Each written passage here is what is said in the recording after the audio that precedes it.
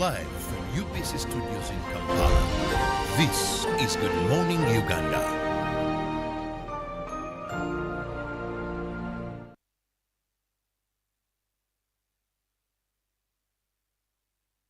Live from UBC Studios in Kampala, this is Good Morning Uganda.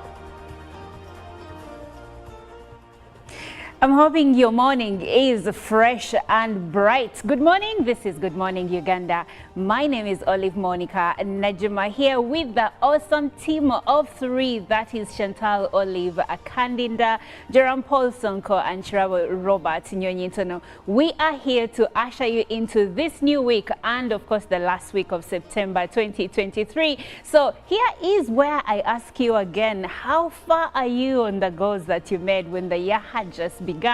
And normally when I ask this question, it's not to put you on the spot, but it is to remind you that if you hadn't yet started, you can start today, because if you start today, you won't be in the same place by December 2023. And we are about inspiring you to be better, to make better choices, but also we inform you here on Good Morning Uganda and also educate you. And this is what we are here to do this very morning as we start this new week in the last week of September 2023. So as you start your day, please keep following us because we have so much lined up for you. We have news and of course we have topical discussions that we will engage in as we go along. And if you need to know which route to use for your which route you need to use, we will be updating you on the traffic updates regarding different routes within the city center and of course coming into the city center. But before we go into that, I would like to check on my people and know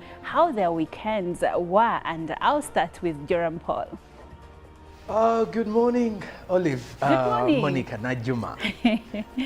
I don't know if they could show us the shoe you're wearing today. Oh my God. It was a good one, and I did appreciate it as well. But my weekend has not been a good one. Well, when you look at the events that transpired as we were getting into the weekend, it was promising to be a good one. But yesterday, Sunday, I received news of losing a colleague, one that I studied with.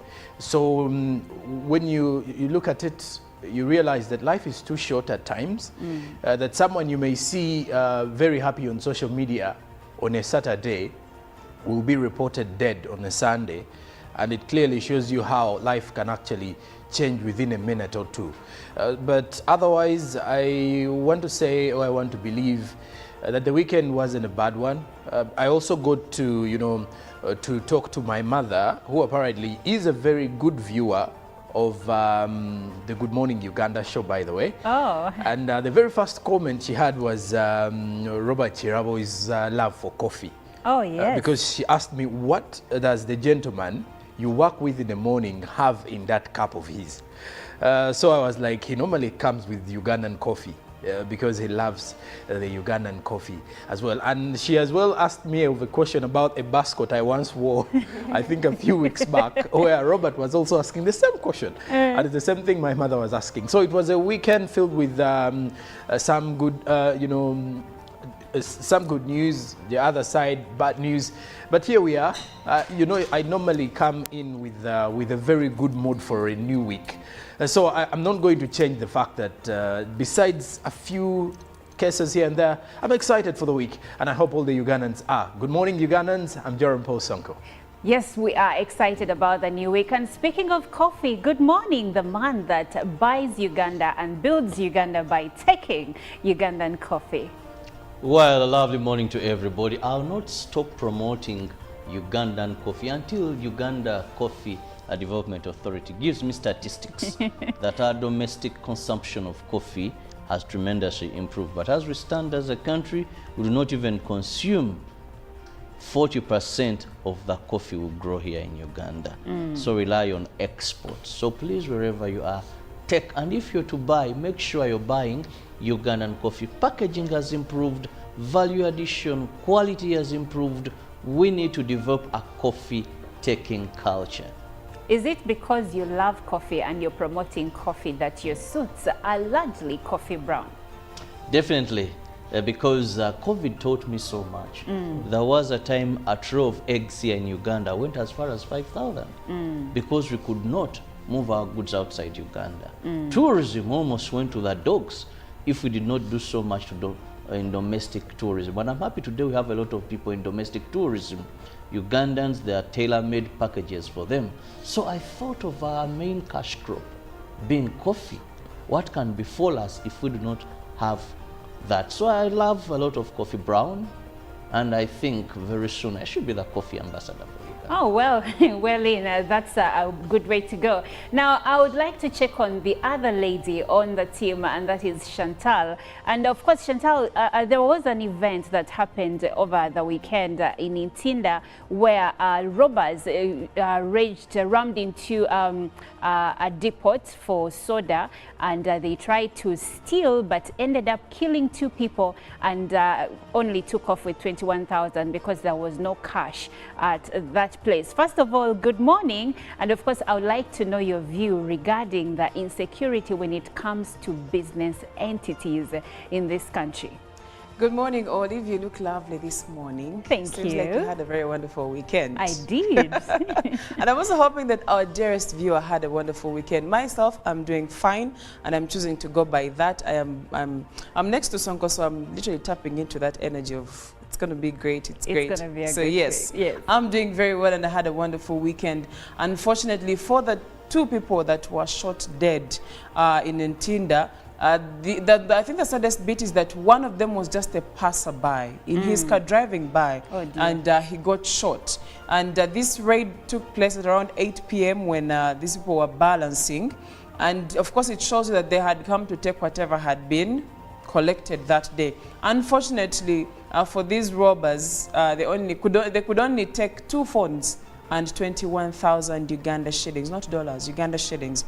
What does that mean? It means people are desperate. And still, in the same way, on Friday, I had an interaction with someone who was saying, literally, even in areas where you don't expect, your bag can be snatched, your phone can be snatched. So we need to actually be vigilant. If you are someone that works in in a place that collects a lot of money during the course of the day, you would rather have intervals where you take that money to the bank or keep it away from yourself, because before you know it, you could lose your life if you are found with money on you.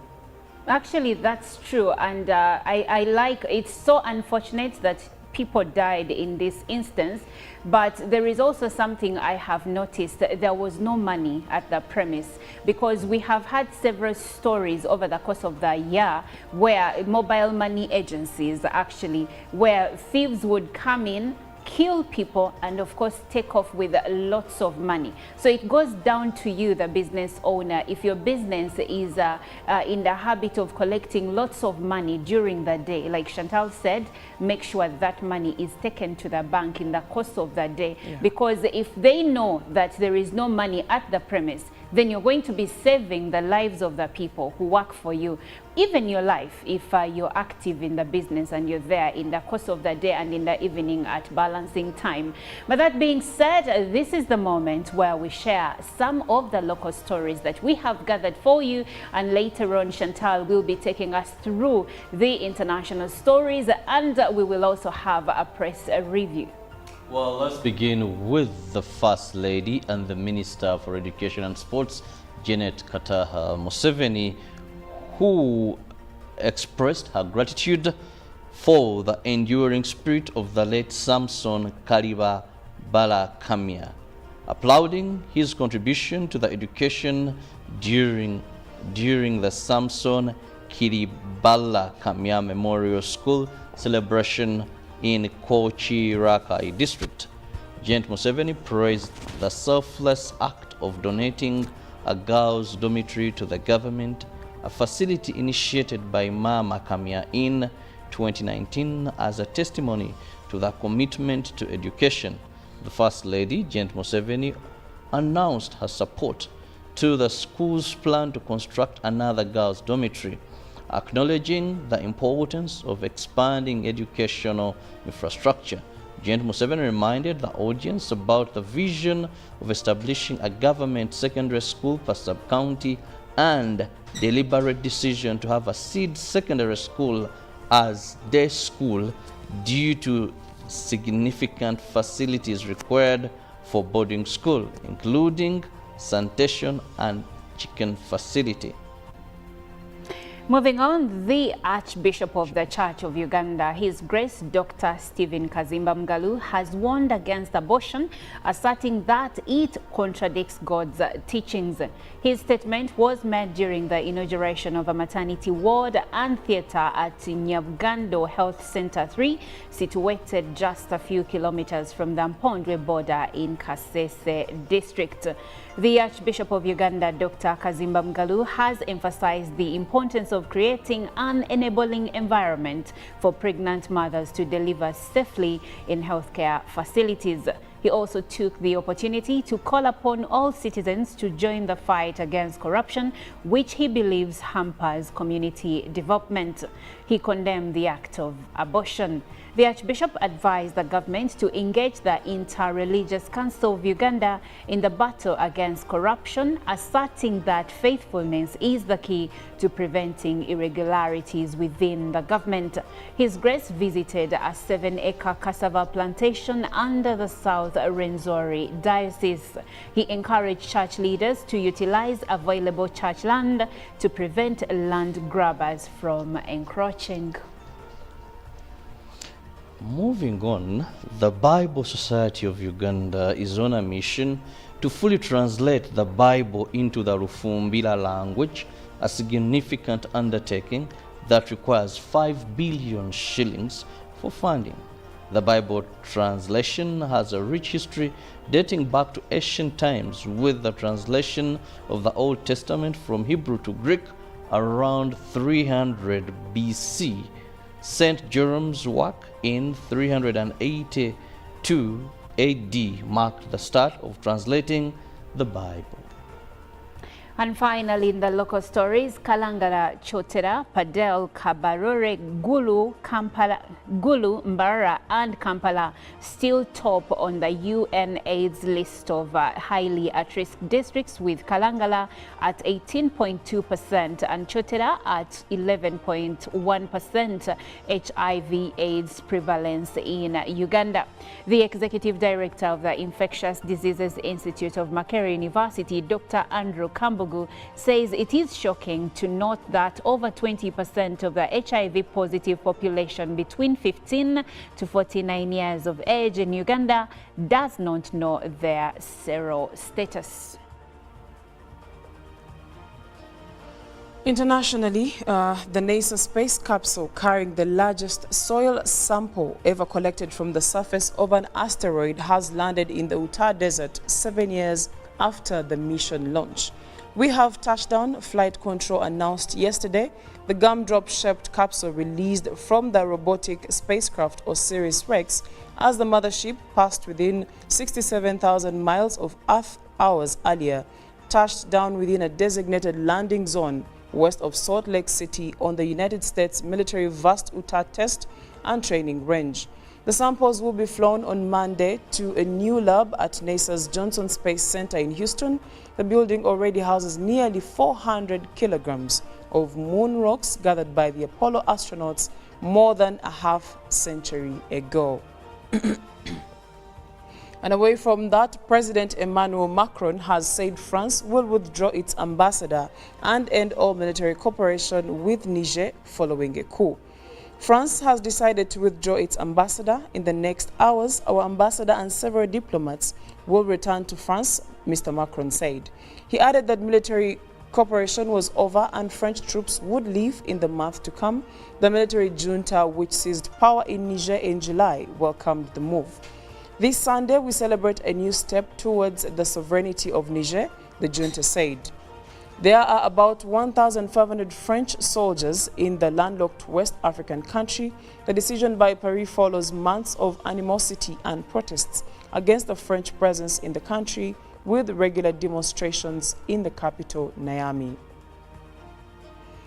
And away from that, a lock of hair from an Ethiopian prince who died in 1879 and artifacts looted by the British Army during the 19th century battle against Ethiopia's Emperor Tewodros II have been returned to the African country.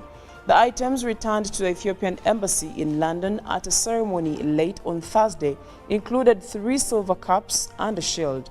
The items were pillaged during the Battle of Magdala in 1868, when 13,000 British soldiers besieged Emperor Tewodros II in his fortress in what was called the Abyssinia. The emperor killed himself rather than surrender. The lock of hair was from the emperor's son, Prince Alemayehu. It was reportedly returned by a descendant of Captain Tristram Speedy, a member of the British expedition, who became the prince's guardian. After the battle and death of his father, the 7-year-old prince was taken to England. He spent the next decade in Britain, but died in 1879 at the age of 18. And speaking matters climate, deep divisions over how to combat global warming at the next climate summit were on display this week as efforts to green the world's energy system were challenged by oil and gas executives and petrostates. As world leaders and top officials gathered in New York ahead of the UN COP28 climate summit in 10 weeks, a deep rift was on shore between countries that support the expansion of fossil fuels and those that insist stopping all new development is critical to stabilizing the Earth's temperatures. Countries understand that we need to progress, said Dan Jorgensen, Denmark's Minister for Development, Cooperation and Global Climate Policy, who is chairing discussions on what fresh climate targets could be agreed on at COP28 in December. That is it for climate news and also what is happening on the international scene. Thank you so much, Chantal. We will be delving into the press review right about now. And on the front pages of the New Vision this Monday morning, Bobby USA promoter arrested. He says that this is a smear campaign. That is according to the gentleman who has been arrested, Menendez. That is according to the New Vision today. Now, how prepared is Uganda for El Nino? It's a full story on that particular one in today's New Vision. Elsewhere, Finance Ministry issues new budget guidelines. Which are those? You can read more about that with the New Vision today. And the Permanent Newsletter Insight as billions of cooperatives cash paid to Ghost Union. More of that is in the New Vision today. Now, there is also an inside report in regards to President Museveni and Nabagereka meeting.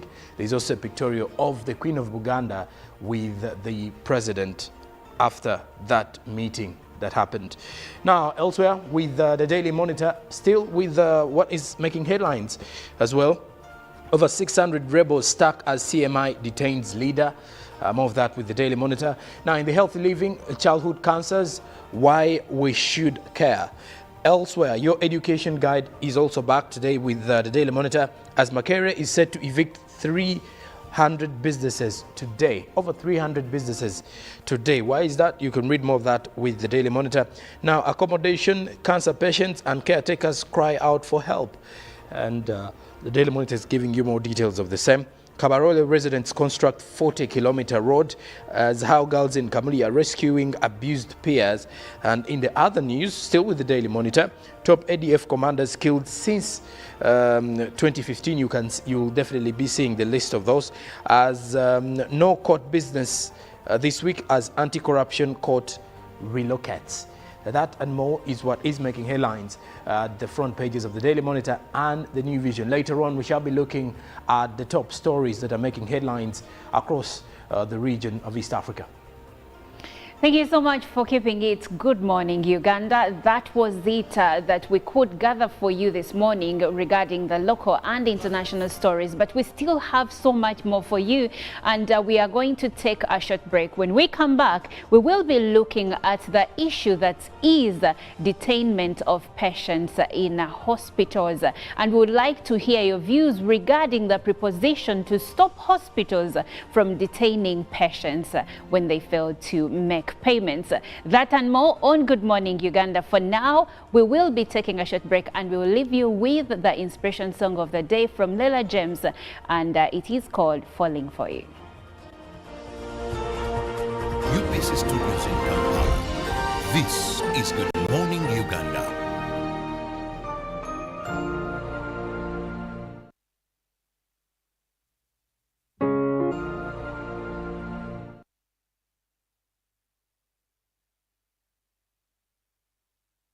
Live from UPC Studios in Kampala, this is Good Morning Uganda.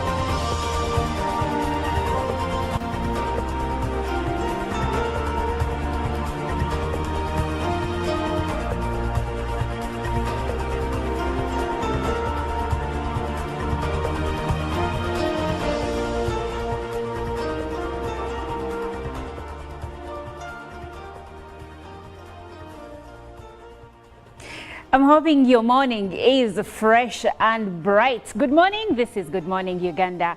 My name is Olive Monica Najima, here with the awesome team of three. That is Chantal Olive Akandinda, Jerome Paul Sonko, and Chirabo Robert Nyonyintono. We are here to usher you into this new week and, of course, the last week of September 2023. So here is where I ask you again, how far are you on the goals that you made when the year had just begun? And normally when I ask this question, it's not to put you on the spot, but it is to remind you that if you hadn't yet started, you can start today, because if you start today, you won't be in the same place by December 2023. And we are about inspiring you to be better, to make better choices, but also we inform you here in Good Morning Uganda and also educate you. And this is what we are here to do this very morning as we start this new week in the last week of September 2023. So as you start your day, please keep following us because we have so much lined up for you. We have news, and of course we have topical discussions that we will engage in as we go along. And if you need to know which route to use for your which route you need to use, we will be updating you on the traffic updates regarding different routes within the city center and of course coming into the city center. But before we go into that, I would like to check on my people and know how their weekends were, and I'll start with Jerome Paul. Good morning, Olive. Good morning. Monica Najuma.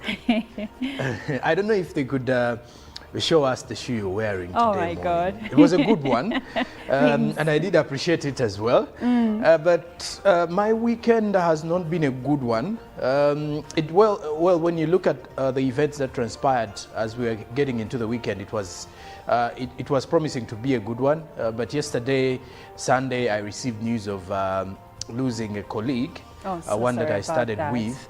So when you look at it, you realize that life is too short at times, that someone you may see very happy on social media Was brought to you by MTN Momo Pay is the easy way to pay. Dial *165*3# or use the MTN Momo app. You don't need cash. MTN Momo Pay is safe and free.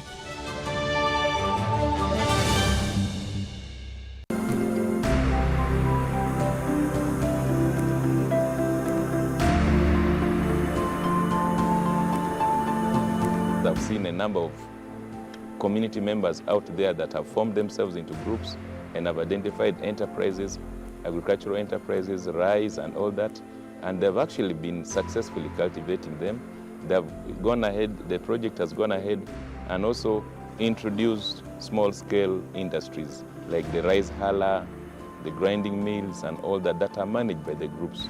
All these are successes.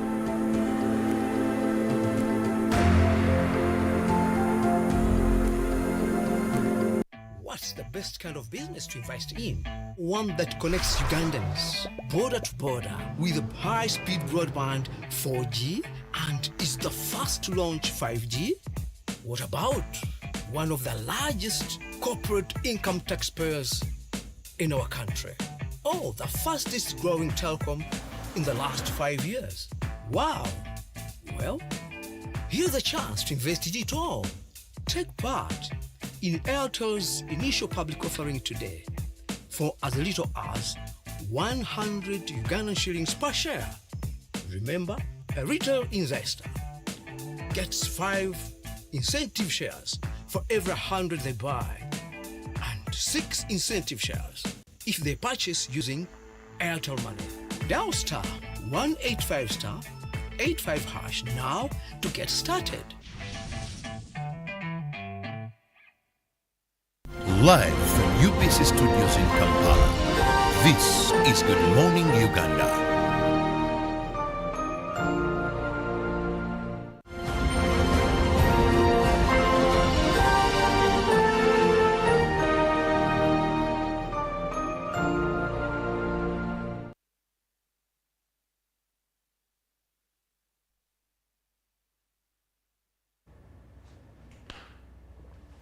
Well, good morning, Uganda. Thank you so much for keeping it UBC Television and welcome back to Good Morning Uganda. My name is Olive Monica Najima and I am here with Chantal Olive Akandinda and Joram Paul Sonko. Now, this morning, we would like to look into the issue that is detention of patients by hospitals after the patients fail to clear their hospital bills. And of course, last month, we had a conversation regarding the same when it came to a hospital here in town that detained a newborn baby because its parents had failed to clear the hospital bills. So the parents sued the hospital and then a judge ruled that the hospital was not legally allowed to detain the child. But this case is not alone. There are many cases of this nature that have happened within Uganda and of course in other countries surrounding Uganda, but we'll of course look at what is happening within our borders. Why are hospitals detaining patients? Should hospitals detain patients? And of course, when it comes to patients, when you go to that hospital, are you ready? Do you have the funds to clear your bill or you don't? What circumstances lead hospitals into making the hard decision of detaining a patient? In this case, it was a newborn child. That and more is what we want to delve into today, and we'd like for you to join us and share your opinions regarding the preposition for the hospitals to stop detaining patients. Now go back to the team and I'll come to you, Chantal, first. And of course, the biggest question here is, why are hospitals detaining patients? The major reason for the detention of patients in hospitals is failure to pay the hospital bills. So a patient walks in and a service is rendered, and at the end of it all, the money is not paid. Now, from the story that this originated, we saw a baby that was detained and taken to a home to be taken care of because the parents apparently said they were coming to pay, but they never showed up. And this caused a lot of controversy. And after some time, the parents came to claim that the child had been detained instead of giving the whole story. So we had a lot of back and forth on social media and even in the news, in the newspapers that, you know, that made rounds. But majorly, the reason as to why patients are detained is because they have failed to clear hospital bills. Now, I get that. And honestly speaking, when I saw the story the first time, I was shocked. And to a degree, didn't believe it because I couldn't see how a hospital that is in the business of saving lives would detain a baby, a newborn child, yet they know that breast milk, especially for the first 6 months of a child's life, is very important. But then the hospital came out and said, we actually allowed the mother to come in and breastfeed the child and then go home because the child was born premature and the mother was eventually discharged, but the child was still in the neonatal care because she was still, you know, she was not ready. She was not healthy enough to go home.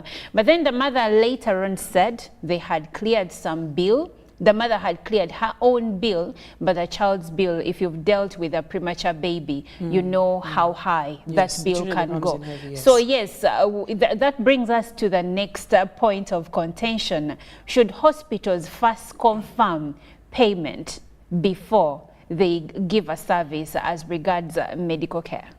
It will depend. You know, at times there are cases of emergency. And you may not be able to clear off immediately. Yes. You know, there are cases whereby, for example, where a woman is, how do they say it, my water broke, something like that.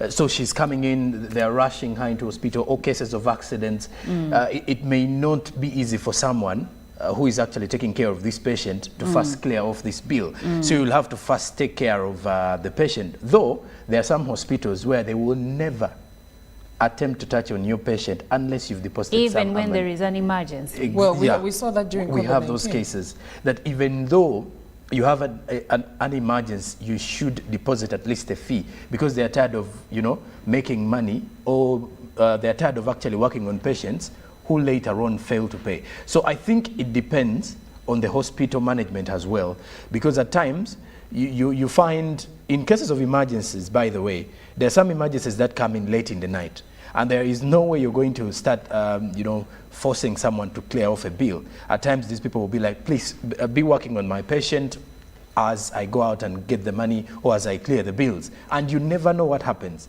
At times, hospitals actually, you know, they fall prey to such circumstances whereby after all the efforts they've done on the levels of emergencies and they've worked on this patient, then the caretaker comes out and says, you know what, we currently don't have money, but let's first keep the patient here as we look for the money. But I like the fact that you keep using the word emergency. In most cases, emergencies are honestly not something you have, you know, prepared for. Prepared, I'll give you an example. Going back to this baby that was born premature, most people, let's say the lady or the couple, they are preparing for a baby. So they know which hospital am I going to go to? Roswell. Okay. How much is delivery, normal birth? That is, they will have an amount, okay? And then in the event that it is a C-section, you will prepare for that. In most cases, you're not prepared to have a premature baby. This is an emergency that just comes. Now, if you're telling me that your hospital can never touch a patient unless they have had some deposits put down, are they still in the business of saving lives or in the business of making money?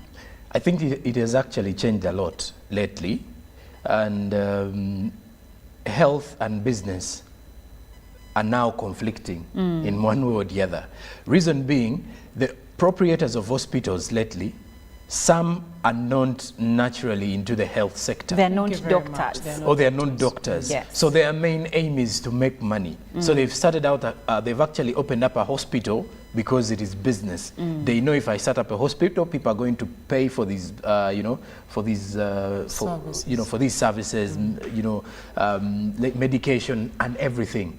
So most of them are treating this as a business. And trust me, for business owners, in most cases, you're supposed to input a little and gain profits. Yes. So that means the more you realize less of the profits, then you're like, no, I'm not making the money. That's why you find doctors being, forced all the time to go in, for example, for C-section kind of births in most of the hospitals because it's generating in more money. Is that a fact or an allegation? Okay, it's not a fact, but we've had some of the allegations coming in that way, whereby we have some pregnant mothers who say, I felt like I could push, or even some of the nurses told me I could push, but then this doctor came through and said the best way for you is let's do a C-section. And in some cases, we realize some people actually go to public hospitals because they believe at least there you are assured of let's say safe birth without any complications, simply because these people are not going to ask you for a lot of money. But you see, this is a sticky situation. Now, Yes. I understand the allegations that some hospitals or some doctors have quite the appetite for C-sections because it yields them quite a huge sum of money. But also, as a person that is not a medic, I do not understand. I actually want to defend the medical fraternity to a degree, because if I am pregnant and the doctor says, Olive, you won't be able to push, who am I to say that I can push? No, you know, who am I to say that me, I felt I could? There are some cases. At times you may feel like you can, or you've actually had two successful, you know, normal birth before, and then afterwards, every time you're going to your gynecologist during such visits, everything is pretty much okay. And even during the time of giving birth, your nurses are pretty much sure, or the midwives, that you can push. But in scenarios whereby the hospitals, which are not so many anyway, but because of the allegations that have actually come out by most of the newborn, you know, rather new mothers, they actually will tell you, or those who have actually given birth before, and then they actually push to C-section, they will actually tell you, at times you realize that maybe the hospital is using this as a technique to make money? To make money. And you can't rule this out. However much it may not be true to an extent, but you can't rule this out. And I think it is because of the fact that hospitals are now more centered around getting money.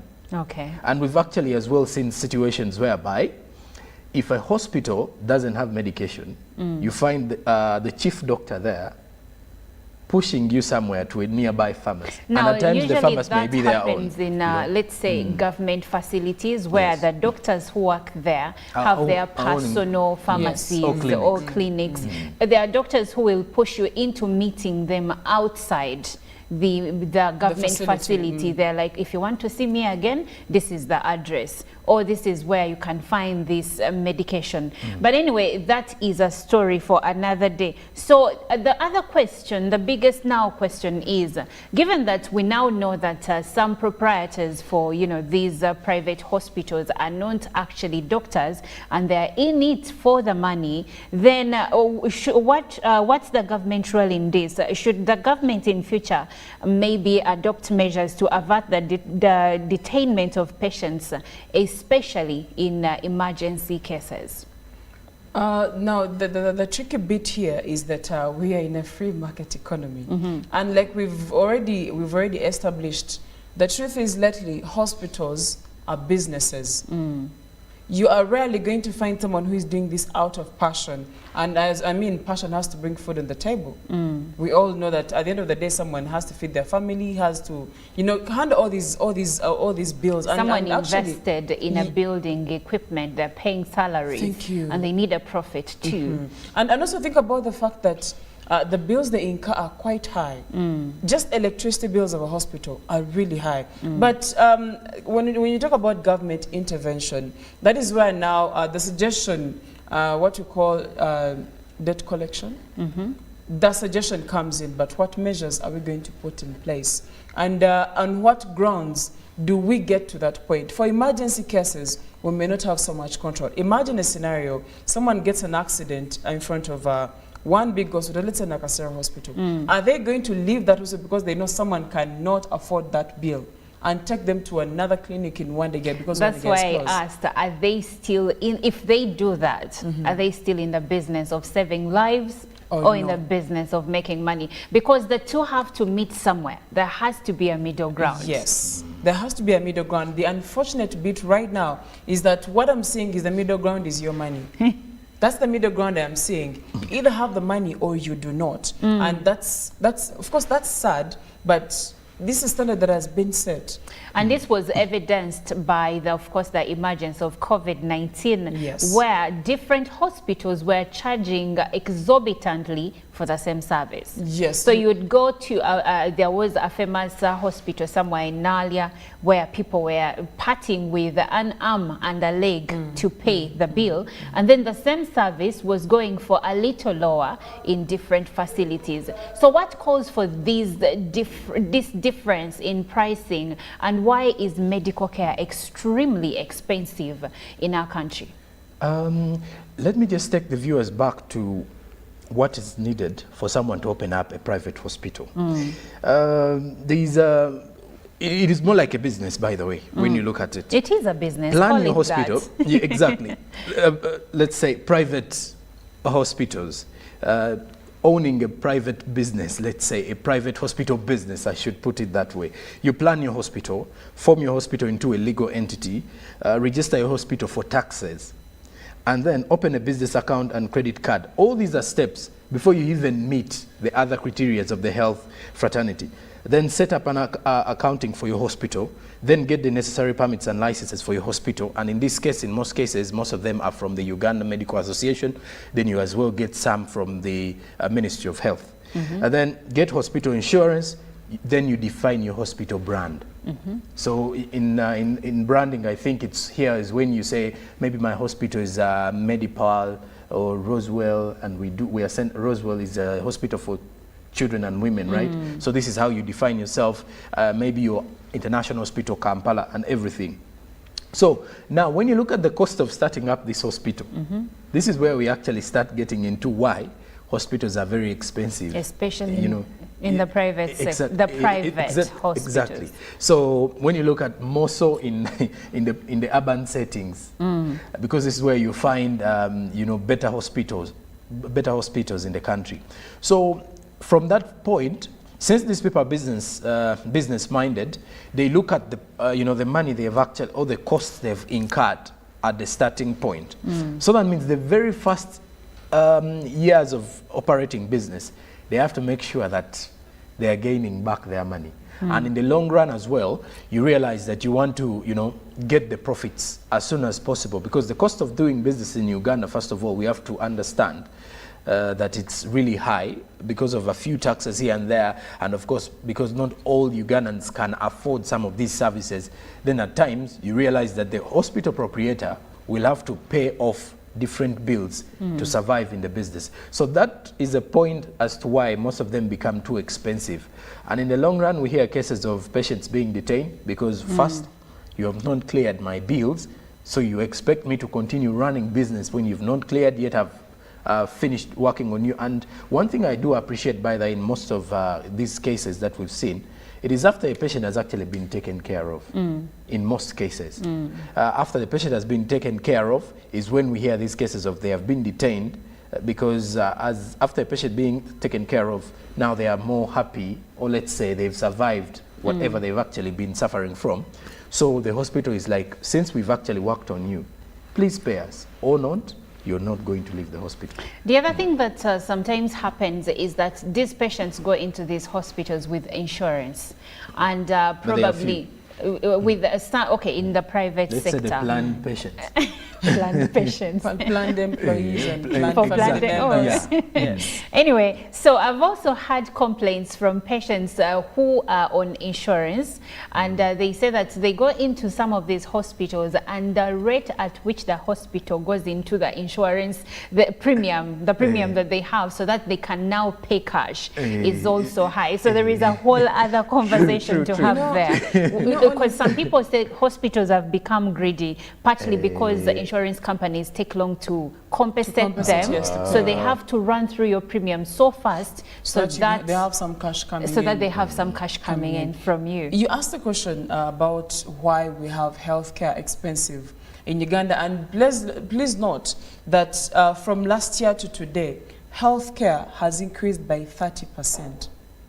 In terms of how expensive it's been. And do we know why? It has increased by 30%. The major reason cited for this increase is the fact that government has not provided an alternative that is equivalent to what we have, to the private healthcare services. Listen, if I walked into Mulago and I'm getting the exact same service that another private hospital would be giving me, best believe I'll not opt for that hospital. But now I am trying to save my life, but then I'm going to pay a heavy price for it. So you realize that if I'm not given an alternative, I'm going to go to this place that is apparently going to give me, yes, it costs me much, but it's going to earn me, you know, a life. I mean, look at the lines at Mulago, look at the understaffing, look at the lack of equipment in some of these public health centers. That alone is enough to prompt and yet the private sector. Is the national referral hospital. Thank you. Now that makes it even easy for the private healthcare providers to even be expensive because they have no competitor. We're in a free market economy. The only choice you have is to choose between which one is less expensive. But even when you're to gauge the expenses, honestly speaking, you realize that the difference is not very big. The big health practitioners, the difference is not very big. And when you incorporate some of the costs like transport, you might end up around about the same amount of money that you'll be paying. So if government could probably provide alternatives that compete favorably or compete actually way better than the private health centers that we have, maybe we would actually see the cost of healthcare go down because now there is competition. The only competition that these private health centers have is themselves.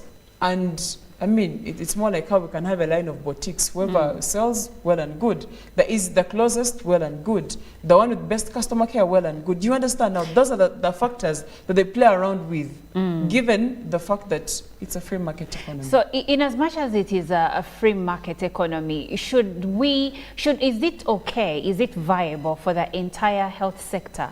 Okay, not entire health sector, but for the biggest chunk of the health sector to be left in the hands of the private sector? It shouldn't. Isn't that a murky road to walk? And we, of course, I know that government is constrained. It cannot provide healthcare entirely alone. So it needs the private medical service providers. But if they leave them to set the pace, set the price and everything, and we being shortchanged as Ugandans, because if you can't afford it, it means that you cannot afford to stay alive. Definitely, that's what it looks like. If you can't afford the healthcare that is available, it's getting more expensive to stay alive. But I was thinking about it from this angle. Understandable that government has its budget really stretched out. Understandable. And with the current circumstances, some Ugandans will understand. How about government partnering with some of these private, you know, healthcare providers to create, you may not regulate some of these prices because that's coming direct. And if you try to do that, that means you're going to impose regulation on the different aspects of the economy, not just healthcare. No, you're going to go into tourism and regulate. You're going to go into hospitality and regulate. You understand? And that is something that has seemingly not, I don't want to say failed, but seemingly failed in a way because we've not seen that happen. So if you are saying you're going to regulate, say, the pricing or the costing of healthcare providers, you might as well change what you label your economy as and find something that is going to cut across, because I mean, what if these health practitioners also get on strike? And also, actually, the other thing to add to what Chantal is saying is that for government to maybe mobilize funds for and to support private healthcare service providers. You see, in the education sector, government has a given amount of money it gives to some schools. And these schools, of course, will charge parents a given sum of money, but it won't be exorbitant because the government is partly facilitating them. So probably, instead of saying you can't do this, you can't do that, and the private health sector is saying, but there is no way we can't do this because we are here to make money. This is the cost of executing the service and giving the service, so we are between a rock and a hard place. What if the government puts aside some money that it gives to some private healthcare service providers, because they're working together, and the government knows that in as much as we are also giving this service, we can't afford to give it entirely. But then again, how about the taxes that are imposed on these people. One, when they are bringing in the equipment that we need, the state-of-the-art equipment that the Ugandans need. Also, look at the taxes levied on medicine. Also, look at the taxes just levied on those hospitals themselves. Look at the costs they incur in terms of water and electricity. If they are given some of those subsidies that enable them to price better, you have an upper hand.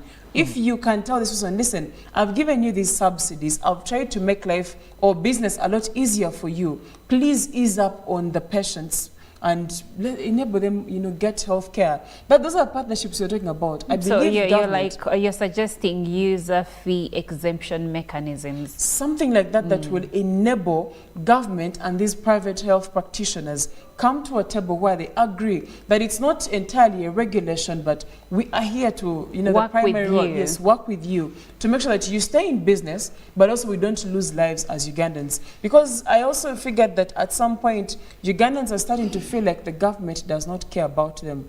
In the US, for example, if for example, a US national died on Ugandan soil, my friend, you will see how security will be on their toes. How did the person die? The investigations, because the US cares about its people. If anyone died in any other part of the country, you're going to have issues. So, is that the same with the Ugandans? That's the question, because this is the point where government needs to come out and give Ugandans the feel of, okay, you are thought about, because, I mean, at the end of the day, you're a taxpayer. Yeah, because I want to believe the reason as why most Ugandans turn their focus onto the private hospitals is because everyone would want a cheaper service, if at all it's good quality. But sadly, it is not the case in the country here.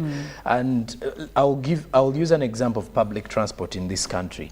When you look at the people who actually work from abroad, they will tell you when you're working from Europe or working in the Middle East, most people prefer using the metro, that is the train, and others also would go in for cabs or buses, simply because the level at which the private, or let's say the level at which public transport is affordable, and also, the quality is quite different from ours here. Affordable, accessible, and you feel like you're even safe using it, unlike how it is here.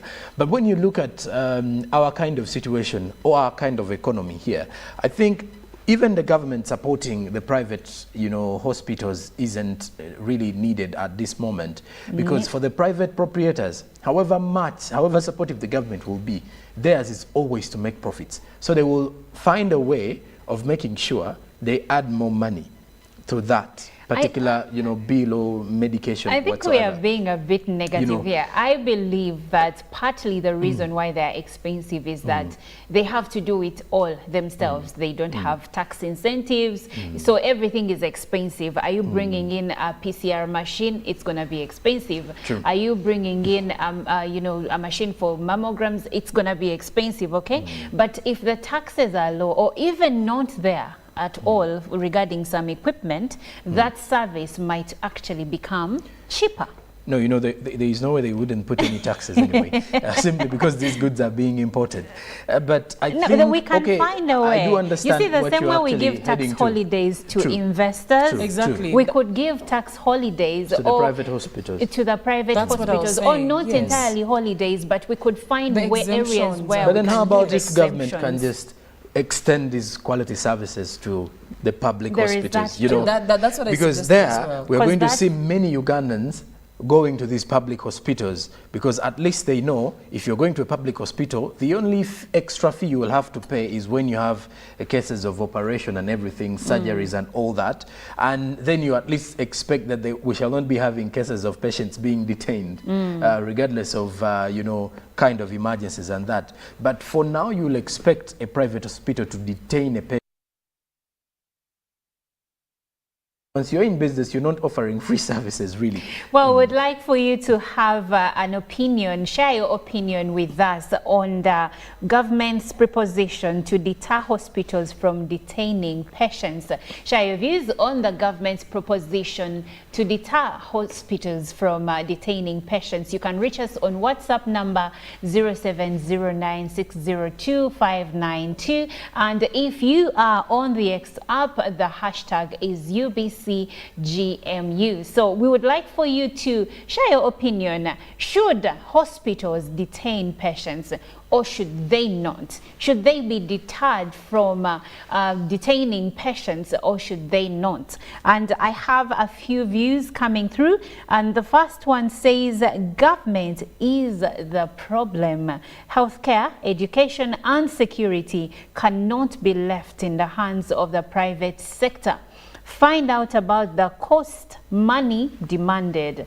And he says, I paid a bill of 150,000 shillings for treatment of flu.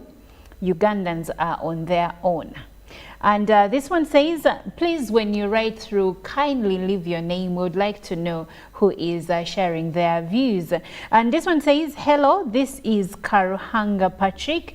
Irrespective of failure to make payments, a hospital should not detain a newborn baby. And secondly, the hospital should always play its role before seeking for payment, because if it is all about money, then doctors' attitudes will change depending on who you are treating and if they are able to make payments than save lives. Yes, he mentioned something pertinent, like I've been asking, are we still in the business of making or saving lives if the main focus is on a deposit? Have you made a deposit before we touch you? And then this one says, good morning, Uganda. This is Ojok Stephen from Mukono. And he says most of the urban population prefers private health settings to government facilities, though the services are almost the same. Delivery of babies in most private facilities is a risky procedure because they may not be having enough machines to save both lives, thereby contributing to high charges. Thanks for the show. Thank you so much for writing through. And this is from Cricket Derek Gagamel from Makindi Rafu, and he says, good morning. The to the patients or people responsible for them. Seriously, why would you choose an expensive hospital yet there are cheap alternatives? Those small clinics can also provide good services and care which is equivalent to those of expensive hospitals, but at a lower or quite fairly affordable prices. However, still detaining patients is not the solution at all, because the more they stay at hospital premises, the more the amount increases. I think hospitals should have fixed prices of their services and could be fixed in all corners of hospitals, so whoever comes in, they weigh their pockets before they stay. Thank you so much, Cricket Derek Gagamel. And this one says, it is not human to detain patients if they fail to promptly pay their hospital bills, but they can make written agreements during admission and the matter goes to court if the agreement is breached. He continues to say, it is not human to detain patients if they cannot promptly pay. Yeah, he said the same thing. And this is Mike Kidon Onyang from Moroto District. Thank you so much for your view, Mike Kidon from Moroto District. And I have another comment coming through from the X app from John Paul Guminkiriza, and he says, let them first fund the government hospitals very well so that those who do not have money can access good service in government hospitals. Thank you so much. Please keep those views coming through. The question we are asking is, we are asking you to share your views on the government's proposition to deter hospitals from detaining patients. Yes, this has been happening, and like we said in the beginning, there was a case of a child, a newborn baby, that was detained at a hospital because the parents failed to make a payment, and the hospital retained the child. The matter was resolved in court, and the hospital was ordered by the court to release the child. I have another view from Rita Okuja from Arua, and he says detaining patients is not a solution because I can decide to leave them there as long as they are alive. In the end, the hospital loses, or plan a way they can escape from there. The main issue is trust. Wow, Rita, thank you so much for your view. So according to Rita, you detain a patient. If I know that the patient is okay, I can, the caretaker, choose to leave them there until I get the money. Has it gotten to this? It happens a lot, by the way. It could happen, but then again, at the end of the day, you realize that these people are actually, the case also stated that these people are eventually charged for the days they are also detained in the hospital. Because you're being taken care of. It's extra. Yes, it's extra. So we need to find middle ground, because at the end of the day, that's not good business practice, but also it's, in a way, it's abuse of human rights. And also, let's How about business rights? Don't businesses have rights? Yeah, the businesses have rights as well. At the end of the day, it's bad business practice.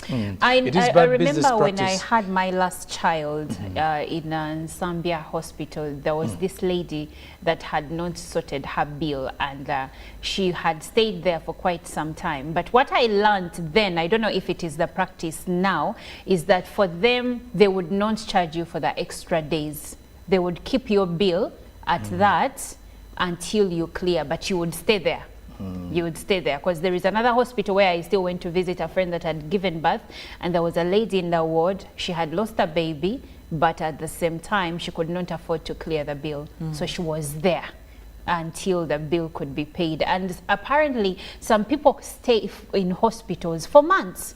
They start doing menial jobs for other people in the ward, like washing for them, money, bringing them food, so that they can get money to, you know, have their own bills. Because, for instance, ladies that have given birth in most cases are abandoned by the baby's fathers, so she has to fend for herself, and they end up doing things like washing for other patients, going to get them food so that they can be paid. But now that we have insisted that detaining patients is wrong, and like Chantal says, an abuse of human rights, looking at the rights of businesses, how best can hospitals collect their debt from these patients if they cannot detain them? I'm going to take it back to debt collection, really, because it's the option that we seem to be getting from government.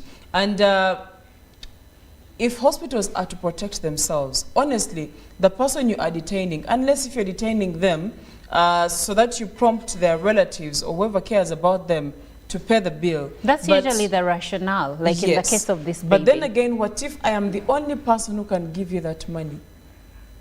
Me, the patient. Yes. What if I'm the only person who can look for the money and give it to you? So let's think about protecting the reputation of the hospital, and also making sure that this patient, at the end of the day, leaves this place feeling like, okay, I've got a solution. Let's sit down. Let's get to an understanding. Do you have collateral that you can leave for me to be able, as a hospital, for me to be in position to know that you're going to come and collect? Of course, it has to be collateral. We're talking about debt collection. It has to be collateral that is a lot worth, I mean, a lot more expensive than, or whose worth is higher than the bill, so that it prompts you to come back. At the end of the day, like we said, it's business. So, for instance, if you have a car, you leave the hospital with your logbook. Yes. If you have property, you give them your land title or something like that. Yes. Then you go.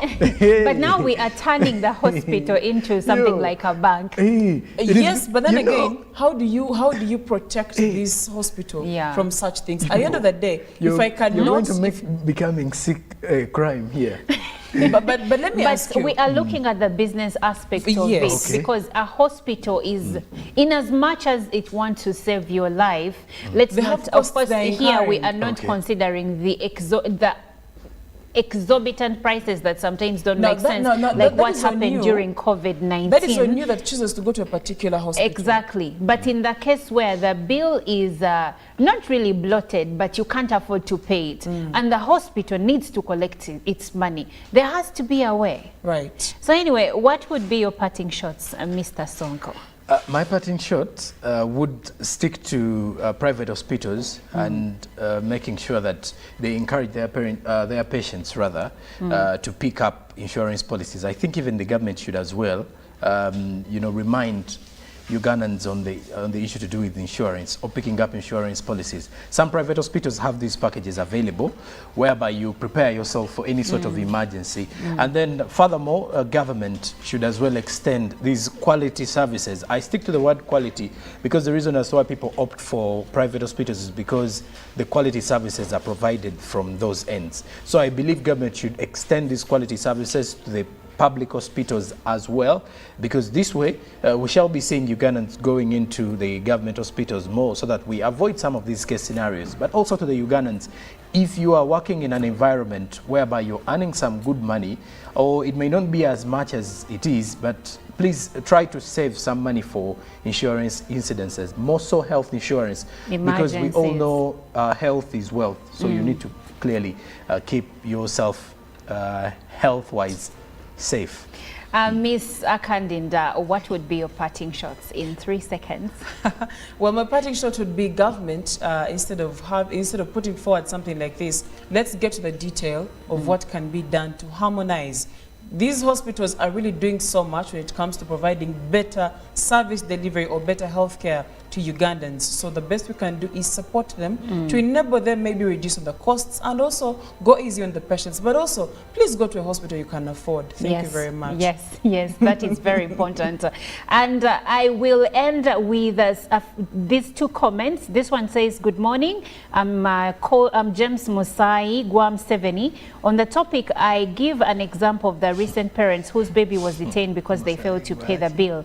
Why would they go to a facility which they did not prepare for? Because pregnancy is not a one-day incident. Thank you. Abantu tumanye level zaffe nebye tusobola. Wow.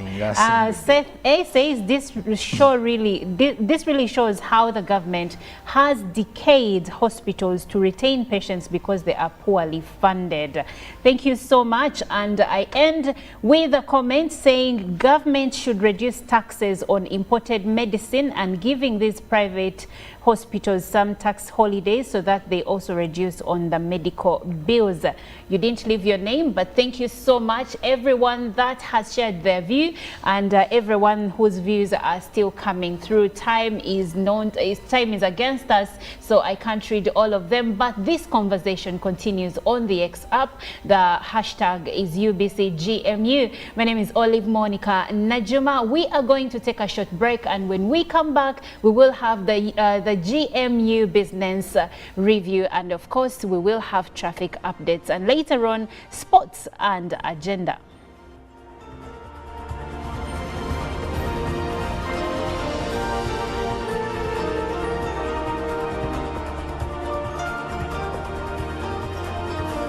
Live from UBC Studios in Kampala, this is Good Morning Uganda. Pick of the day on UBC.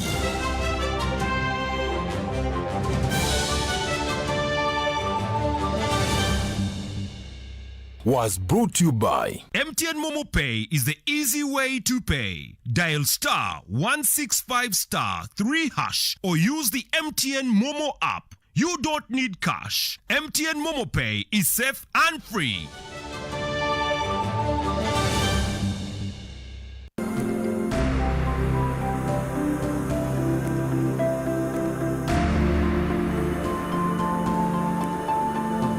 I've seen a number of community members out there that have formed themselves into groups and have identified enterprises, agricultural enterprises, rice and all that, and they've actually been successfully cultivating them. They've gone ahead, the project has gone ahead and also introduced small-scale industries like the rice huller, the grinding mills and all that that are managed by the groups. All these are successes.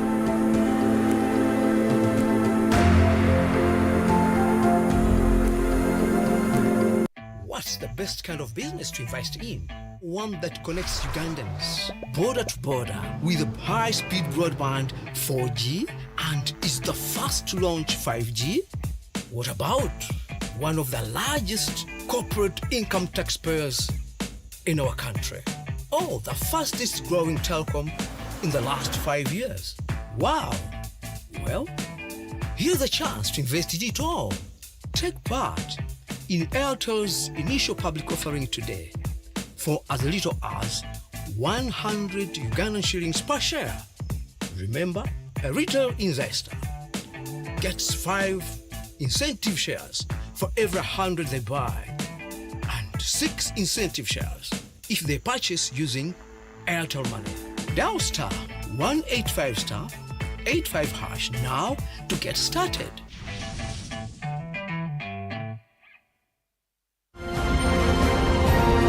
Live from UPC Studios in Kampala, this is Good Morning Uganda.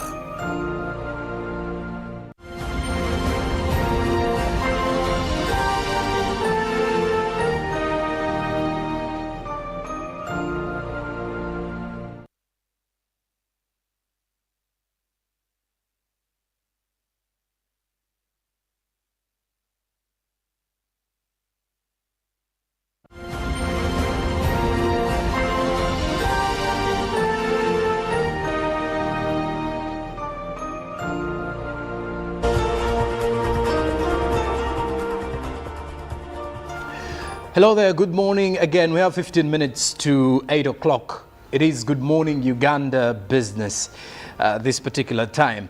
Now, as we're getting into the business, besides what happened over the weekend in Tinda and the Reham Depot, where the assailants apparently ran away after shooting directly to 2 people, one who was the store manager and then the other who was just a passerby. It is actually a very serious kind of situation whereby all business people are cautioned. And the reason as to why they only found 21,000 Ugandan shillings at the depot at the time, as well as stealing only 2 phones, is because ideally the manager had already deposited off the money quite earlier in the day. So these are some of the cases whereby you find even amongst the fuel stations, most of the fuel managers tell their pub attendants to actually deposit off huge sums of money before they get into such situations of losing it to these thieves and robbers. But of course, we stand with all those who are, with the victims who are hurt during that particular one, but also calling upon all the business people to remain cautious because of the high poverty levels that have actually pushed many people into trying to steal from the others. But besides that, we now talk the housing sector in the country, as dealers in the hardware products in Uganda have did converge in Gulu City to have a common voice against counterfeit products. Of course, we do have quite a number of counterfeit products, not only in the other businesses, but also now in the hardware business, surprisingly. Now, the dealers in iron bars, cement, paint say that accidents are common in this industry and blame it on the counterfeits. I think we've seen some kind of situations whereby most of the people who actually build houses, lately houses end up actually collapsing, or even buildings. We've seen them build the buildings collapsing. And this has actually been pushed to the counterfeits within the dealers, whereby some people end up buying cheaper products, and these particular products end up having a long run effect on the longevity of the houses or the property that you're setting up. Now, the housing and construction sector in Uganda has revised ways of monitoring substandard products and intends to regulate all players, including those selling these products. So that means a huge target on the hardware business. So the dealers in construction materials under their umbrella body, Construction and Hardware Dealers Association, do want the stakeholders and suppliers to forge a way forward on how to stop the increase of counterfeits in the country. When you look at the counterfeits, range from iron bars, cement, paint and others, saying that they are working together with National Bureau of Standards to have a common goal. I think we also have the anti-counterfeit network, which has actually been pushing to bring to the end of the sale of counterfeit, not only in building materials, in clothes. We've also seen the same when it comes to communication devices. So this is one of the reasons as to why those who are actually into the construction business believe that we need to come together as a country, and not only them as dealers, to see that we put an end to the counterfeit, because trust me, the reason as why most of the property is actually falling, or most of those in the real estate business are also complaining about buildings, or let's say houses that do not stay for a long time, is because of the materials that were used that may be substandard or counterfeit, for the lack of a better word. Now, the meeting that was held in Gulu City further highlighted the issue of taxes, where many fail to balance the books of accounts simply because of the fact are imported and those that are manufactured within the country, and as well as those who are operating businesses locally. They do believe that these taxes are actually becoming really hard for them to make more out of the same. But we do hope that this particular drive will see an end to counterfeit within the construction sector and within those who actually build houses, and they tend not to last for long. Well, as we're summing up with the business update this morning, though, we now turn our focus onto the forex market to see how the market was faring by close of business weekend. And when you look at the US dollar, it was actually buying at 3,748.82 Ugandan shillings and selling at 3,758.92 by opening time. And then closing time, it was actually buying at 3,749.25 shillings while selling at 3,759.25 shillings as well. Now, the Great Britain pound was buying at 4,602.57 shillings while selling at 4,614.85 shillings. The euro was buying at 3,992.57 shillings while selling at 4,003.22 shillings. The Kenyan shilling, on the other hand, buying at 25.43 shillings while selling at 25.50 shillings. The Tanzanian shilling was buying at 1.49 shillings while selling at 1.50 shillings. Now, the South African rand buying at 198.24 shillings while selling at 198.77 shillings. And that is it for the Good Morning Uganda business update of this morning. Now, let's turn our focus on the press review by revisiting the local dailies, as well as turning our focus on the regional headlines as well. From the locals, the New Vision with the headline, Bobby USA promoter arrested. Menendez does say that this is a smear campaign, according to him, after he was arrested. How prepared is Uganda for El Nino? There is more of that with the New Vision. Now, the Finance Ministry issues new budget guidelines. Which budget guidelines are those? The New Vision gives you more of that. Now, inside today's New Vision, there is President Museveni meeting the Nabagereka of Buganda. You can definitely see more of that with the pictorial at the front page of the New Vision today. Then furthermore, Permanent newsletter inside, as billions of cooperatives cash paid to ghost union. More of the same of ghost unions, ghost districts and stuff is more in the New Vision today. As we move further, the Daily Monitor, over 600 rebels stuck as CMI detains leader, is the headline with the Daily Monitor. Now, in healthy living, childhood cancers, why we should care as parents. Now, Makere is set to evict over 300 businesses today, as there is also your education guide, which is actually back in the Daily Monitor.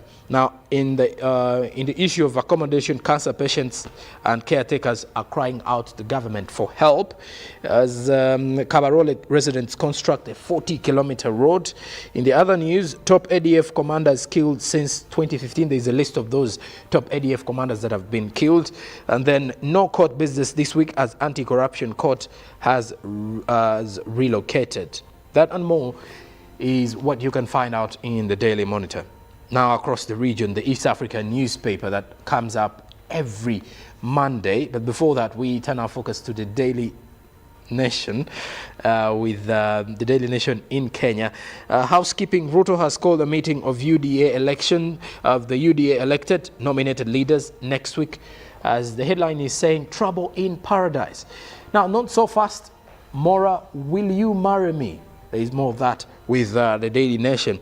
Now in the education, a record of 3.5 million to sit national exams this year. That is 3.5 million Kenyans. Now, health painkiller for children recalled by regulator. As in the UN summit, President Ruto lauded for Haiti peacekeeping mission as terror strike that changed our lives. Westgate attack, 10 years on. More stories on the Westgate attack in Kenya and what it means for Kenya's security as well.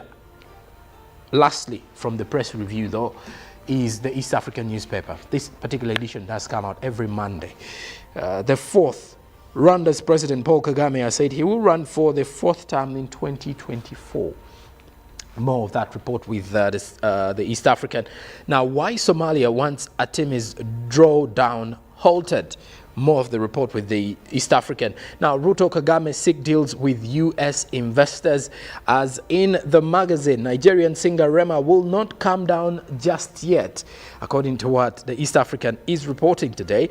Now, money, hue and cry at Mombasa port. Users accuse shipping lines of imposing illegal levies. Now, in the aspect of markets, Airtel Uganda IPO off to a slow start. You can read more of that with the East African. Now, Outlook review of SDG's scorecard. How have they fared? The East African gives you more. And then opinion, unpopular opinion by J. Buembo, as the DR Congo should now federate with US or China for a bit, as according to his opinion. Well, it is Monday, and when it is Monday, you normally expect huge traffic jam scenarios within the metropolitan of Kampala. But well, how about that if Olive Monica Najuma takes us through the traffic update of the day for you, the viewer out there who is yet to leave home, to see how best you can actually maneuver through this traffic madness. Well, I am here and I am ready to do just that. But good morning once again, in case you're just joining us. My name is Olive Monica Najuma, like Sonko said. Thank you so much for that press review, Sonko. I'm wondering why Rema can't come down. I just love how they actually put it. Yes, but anyway, before we find out why he can't come down, let's look at the route of Ntinda all through from Nalia, and then we'll look at surrounding roads like Mbogo Road, just to guide you as you move to this part of town, and of course as you use this part of town to go to the central business district, if that is where you are headed to. Now, looking at the road that is Majwara Road, that is the road that is up when you're coming from the bypass. That is the road that comes through, connects with the road that comes from Nalia Road, and this morning there is traffic over that section of the road, and it goes on up to the intersection that is near Sinabel Supermarket. If you know that area, yes, there is a traffic jam coming through, especially that which is going to town, but also there is some bit of traffic that is going the other side of the road. So if you're going to the areas of Sunset Apartments, you may be held up a bit around here. But now moving on to the intersection which joins Mbogo Road and Old Chira Road. Old Chira Road is the road that goes through the whole of Ntinda up to the Chira Road police station, that side. Now, around that intersection, still there is some good traffic there around the area that has a mosque and that has Seroma hardware. Yes, that area, there is a huge traffic joining the intersection that comes from Nalia Road. And now moving on to the main Old Chira Road that goes, you might as well call it Chwatle Road. Now that road also has a bit of traffic, but it is not so much, so that means you won't be held up for so long around that area. It of course has some traffic coming in from Cannon Road feeding into Chwatle Road, which also joins Old Chira Road. There is also some bit of traffic coming in from from Ntinda Chigowa Road, joining the main road. But then when you join the main road, it clears, and now there is a smooth flow of traffic, as you can see there on your screen. And of course, it continues to be smooth all across the road until you reach the section that has Chigobe Road. Now around there is a bit of traffic build-up, but nothing to worry about. Now looking at the road that goes that is still Ntinda, within Ntinda, but now this is Chisas Road, which crosses through from Stretcher, and then it joins the road, it goes on up to Chisasi. There is some bit of traffic there, but nothing to worry about. Now around Ntinda, traffic lights, as we know, traffic lights normally have some bit of traffic there. So if you're going to the side of Chiwatule, if you're going to the side of Chambogo, there is a bit of traffic around the traffic lights, but that is never something to worry about, because when the traffic lights let you go, then the traffic around the area starts to clear up. But now in the areas around Ntinda Shopping Center, the flow of traffic there is a bit slow because there is traffic that is building up around there, and this is partly caused by the traffic that is coming through from Magambo Road.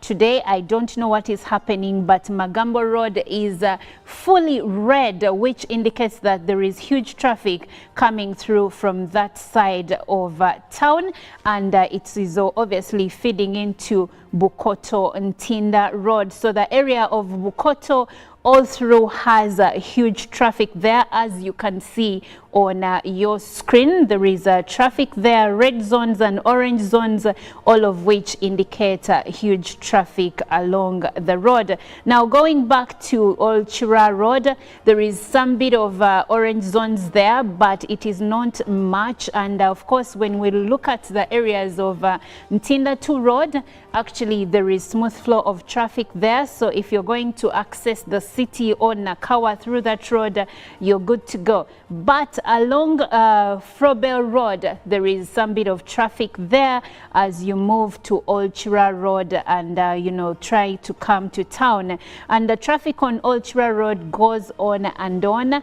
It lets up a bit, and we have some orange zones there, but some parts are red, and of course as you move along, then it becomes smooth. I think around this area now the traffic lights have lit up, so you can be you can easily step on your gas. Now looking at the areas of Nagulu Road, there the traffic flow is actually very smooth, so you should be able to move in record time. But Chira Road doesn't look good this morning. It has many red zones in different areas, so you will be held up here and there. But when we reach the traffic lights, then it lets up a bit. This is the traffic lights that go to Kamocha, and of course you continue along the Old Chira Road up to the traffic lights. And of course at the traffic lights, as we know, there is usually some bit of traffic here, but now it looks good actually. So if you're going to the ends of Lugogo bypass, you should be able to move without any deterrent, because the traffic flow that side actually looks good. And of course, if you're continuing with Chira Road, it now looks very smooth. There is a smooth flow of traffic along that road. So the other area you will find traffic is around Mawanda Road. As you continue on that road, yes, as it feeds into the main road around Tufnell Drive, you will find some bit of traffic there, and of course some bit of traffic around John Wabiha Road. This is the side of Kololo. But if you're still following Old Chira Road as you go to town, there is a smooth flow of traffic up until you reach Mulago Hill. There you will be held up because there is huge traffic coming in through Mulago Hill and of course Binaisa Road. But if you're within the area of Ntinda and Kololo, you should be good to go. Well, that's it for the traffic updates. My name is Olive Monica Najuma. Thank you so much for keeping it Good Morning Uganda. Agenda is up next, and later on, Ruben Impima will be coming in with the sports updates.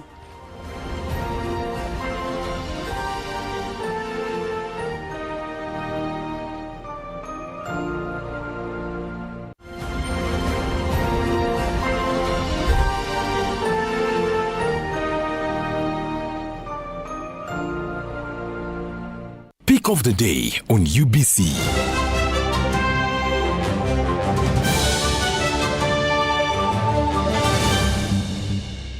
Was brought to you by MTN Momo Pay is the easy way to pay. Dial star 165 star 3 hash or use the MTN Momo app. You don't need cash. MTN Momo Pay is safe and free.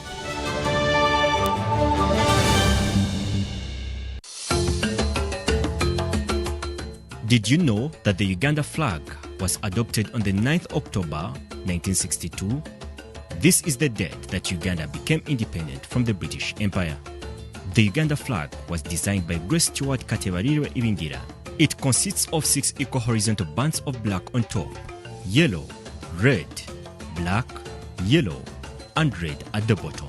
A white disc is superimposed at the center and depicts the national symbol, a grey-crowned crane facing the hoist side. The colors of the Uganda flag have different meanings. Black stands for the people of Africa, yellow stripes stand for the sun shining brightly over the country, and the red stripes stand for the blood that connects the country's many people. The crested crane in the middle symbolizes the gentleness of the people of Uganda, and its raised leg represents forward movement of the country.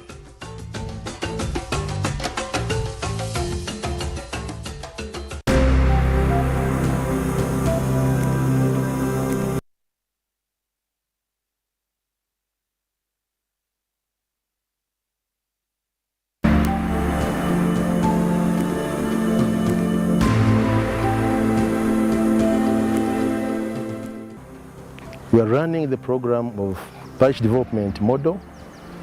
That is a model, a strategy that is supposed to enhance wealth creation by engaging 39%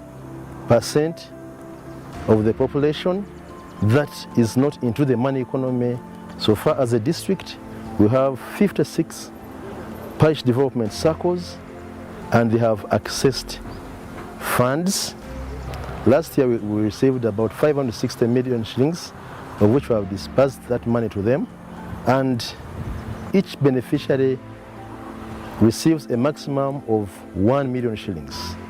Those PDM circles are into 56 parishes across the district, and so far they have no complaint about the disbursements and the receiving of the funds, which I think is a very positive note, because people have been talking about funds not being received elsewhere, but for Bushenyi, all those who have applied for the funds have received it, especially the revolving fund. Live from UBC Studios in Kampala. This is Good Morning Uganda.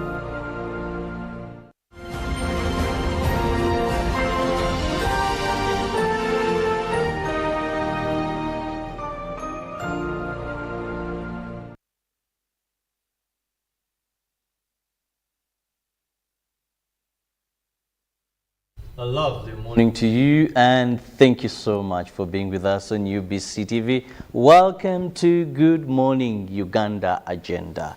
This is a segment within our morning show where we usually have a guest in studios and we discuss pertinent issues of national concern. In case you've just joined, I'm Robert Chirabo Nyonyitono, and today we want to look at the fight against corruption. Now, last week, there was a report by the IGG looking at the most corrupt institutions and giving us how they have moved with the...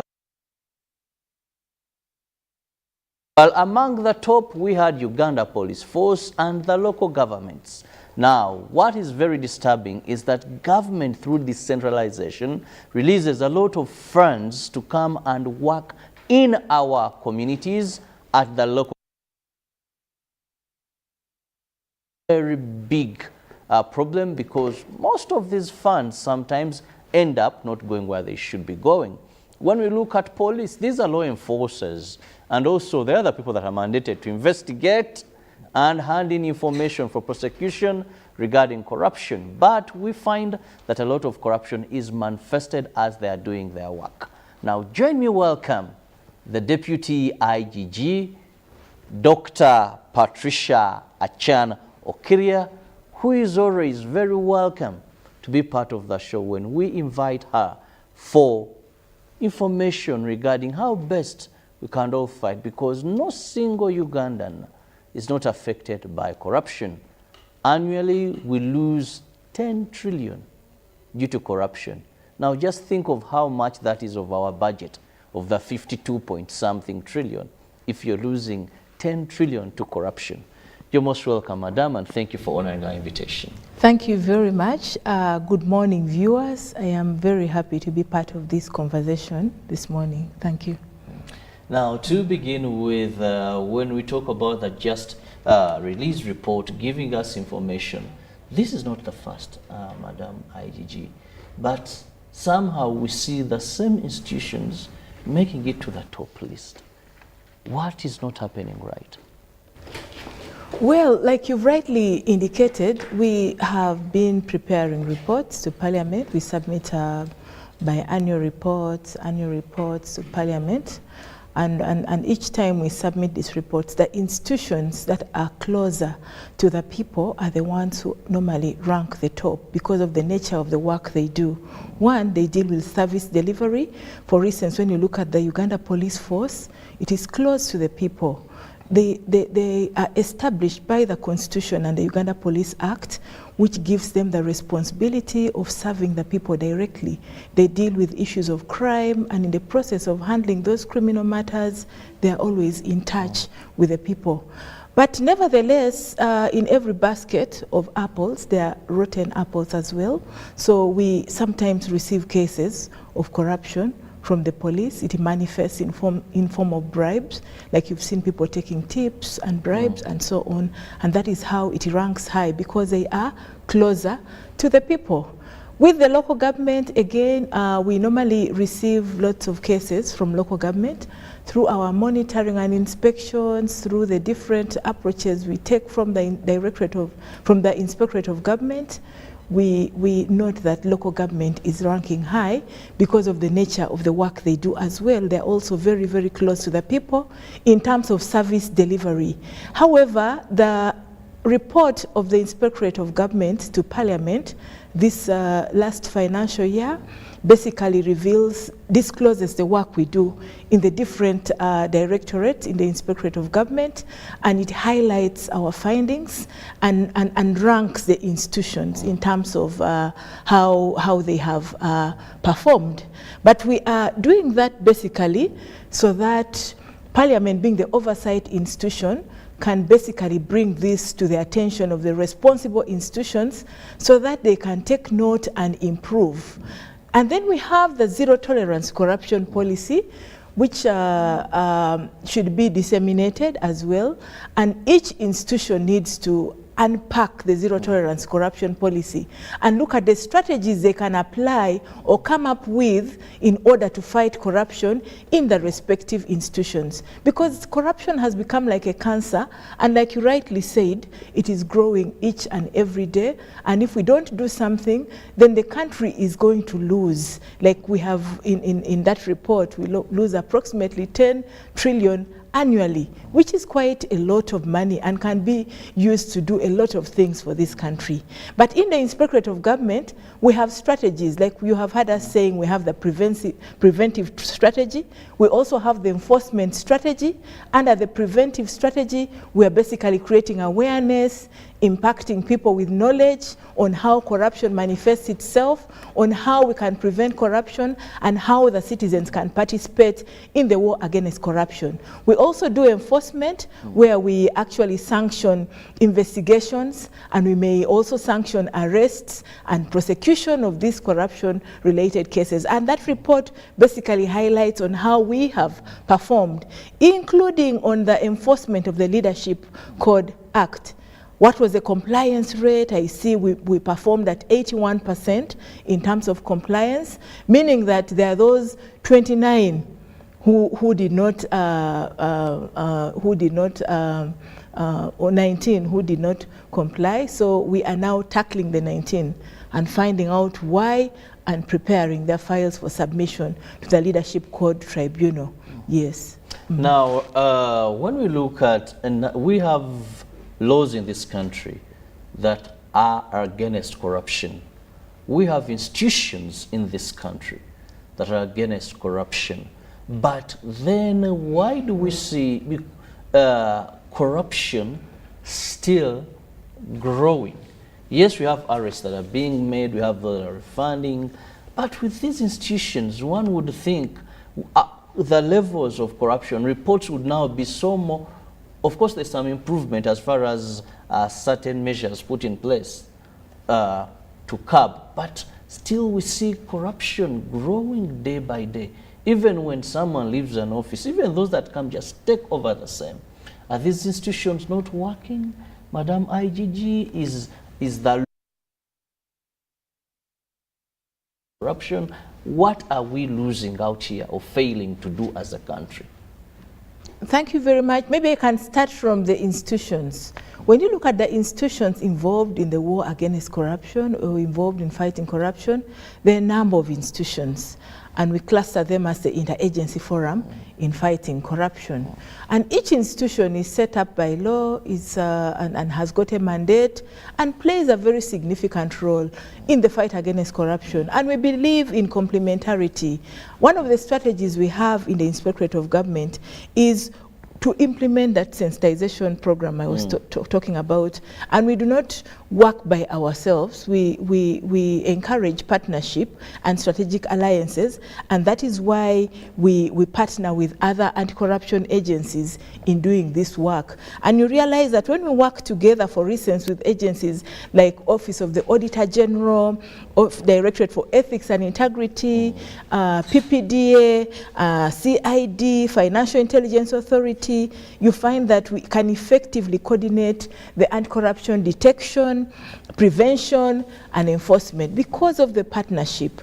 And then you have said corruption is growing. Yes, corruption, according to the statistics, seems to be growing day by day. But look at it as people getting more informed, more aware.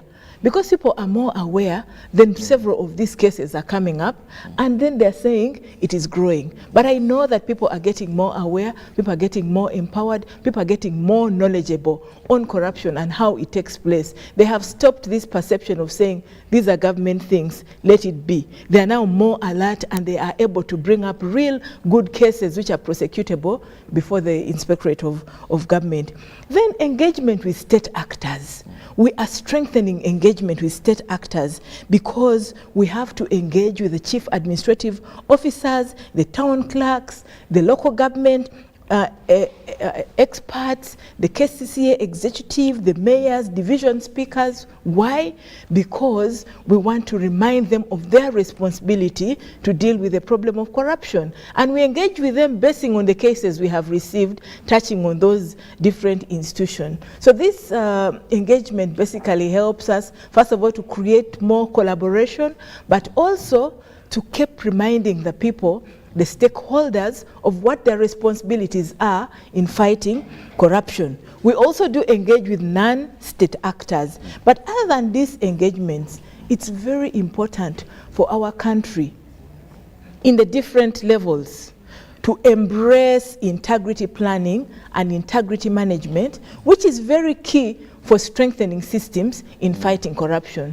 We in the Inspectorate of Government have also introduced the integrity campaign, and we are doing this through disseminating the national values in partnership with UBC. We're disseminating the national values and looking at each value and its implications in the fight against corruption, because we believe that together we can cause a mindset change and people move off from the selfish approach towards things. Because it is selfishness which is one of the key drivers of corruption, where each person thinks about me, myself, and I. When he's given a position of responsibility, then he starts thinking about how best he can enrich himself and make the best of that place to basically steal and steal and steal. So we are saying, no, people need to think about the country.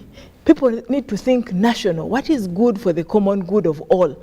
And mind about that. Because that selfish approach towards work basically is what makes people steal cables of the computer they have been given to facilitate their work. That is what makes them steal even the vehicles they have been given to help them do their work effectively. That is what makes them, you know, selfish and even steal the resources they should be using to implement government programs and things like that. But it is very, very important for us to think about how to expose corrupt activities and risks as they manifest themselves, especially in local government, especially in the key institutions that are close to the people. Then also how to keep the public sector honest, transparent, and also accountable. Because if we have a public sector that is transparent, that is honest and accountable, then we are going to be able to get results and this situation will improve.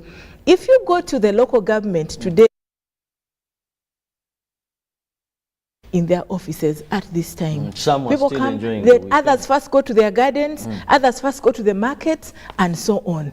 So then you wonder, we need to strengthen the supervisory mechanisms. And that is the reason why we in the Inspectorate of Government do conduct on-spot checks to ensure that there is service delivery, to ensure that this midwife who is supposed to be there to help the mothers is there in time and is mindful about her outputs at her place of work, to ensure that the chief administrative officer and the people below him are mindful about their contribution towards service delivery in the countryside. So it's very important for us to strengthen the supervisory mechanisms. Then we also do monitoring and inspections of government programs. Basically, this helps us to be able to detect some of the projects that are slow, some of the projects that have stalled, some of the projects that are not going on well, and even those that have been successful. Where there are successful projects, of course, we give credit where it is deserved. But where there are challenges, we bring them out and put the responsible people to task to ensure that they fulfill their part of the bargain.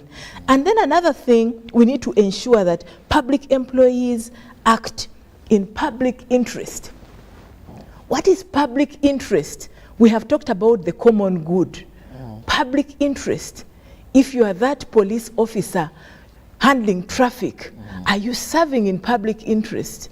Because we see compromises there. Of course, people give arguments that no, he has taken something small, kitu kidogo. But kitu kidogo, one by one, makes a bundle. Kitu kidogo may be kidogo, but it is messing or tarnishing the image of the institution.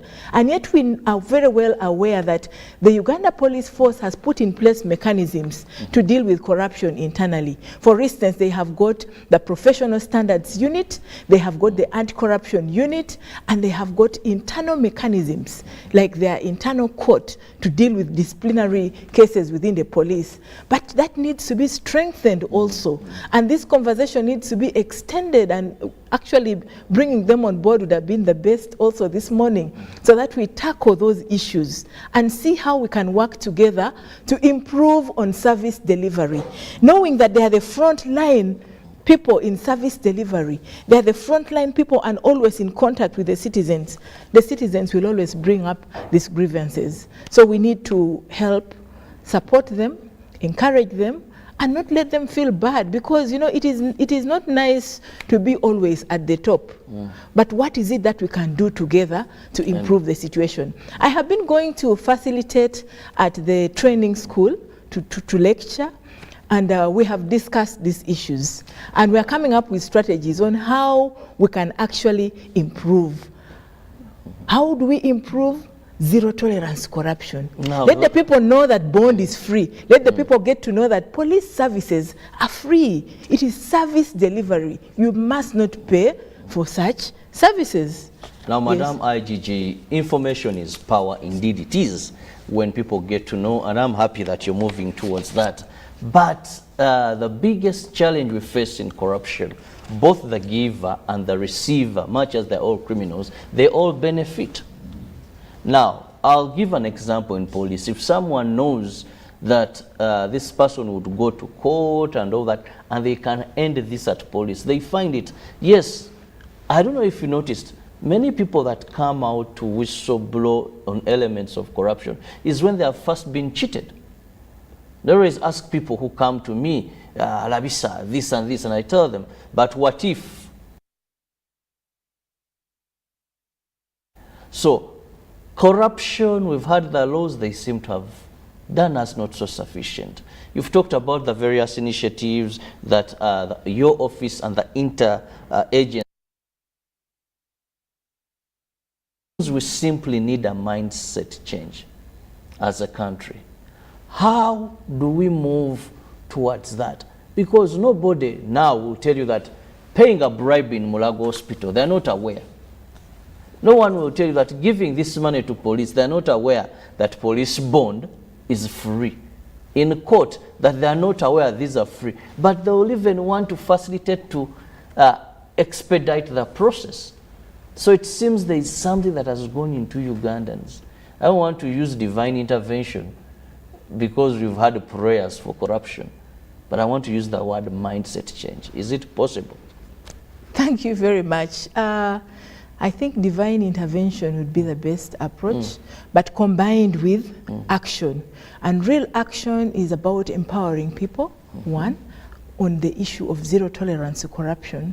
Because if we have zero tolerance to corruption in this country, and it is unpacked in the different strategies, and it is implemented, and each institution knows internally how and where corruption takes place. Each institution knows who are the people who have disciplinary issues within the institution. So I believe if that zero tolerance strategy to policy is disseminated in the different institutions, and they are able to mainstream transparency, accountability, and anti-corruption in each institution, in local government, we will see a serious impact. You have talked about mindset change, and I've told you about how we are having the dissemination of the national values which this country passed in 2013. If Ugandans can embrace the national values and its implications, especially in fighting corruption, I think would go a long way. And the national values talks about things like respect for humanity and environment. And then you get to see how corruption manifests itself and affects the environment. If somebody paid a bribe to get a license to construct a structure on a wetland, and now El Nino comes and sweeps away the wetland, then this person is also crying that government etuyambe. Government eyamba bichi when you are in a breach and you paid a bribe. You rightly say that a bribe catches both the giver and the recipient. Indeed, we have seen cases where people who have gone into a deal and the deal has gone sour and they've not gotten their part of the bargain, come and claim that they're the whistleblowers. Or there are people who come and whistleblow wrong information to tarnish the image of institutions or individuals. So it is now upon us to sieve and see what are the implications of this. Can it be investigated? If it's investigated and these findings are out, can we discipline the whistleblower for whistleblowing rumors and so on? But basically, going back to our report, when you look at a report that affects the effectiveness and efficiency and legitimacy, especially in service delivery, then it rings a bell that something needs to be done to cause an improvement in that area. We have seen the Uganda Police Force, for instance, determined to fight corruption, and they are put in place strategies to fight corruption. They are put in place strategies. For instance, I know that there was a review of the police forms, clearly indicating that police services are free, bond is free, and the public needs to know that.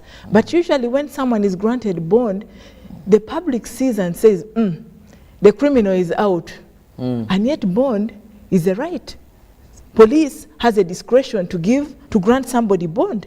Then they have a challenge of adequate staffing and resource allocation.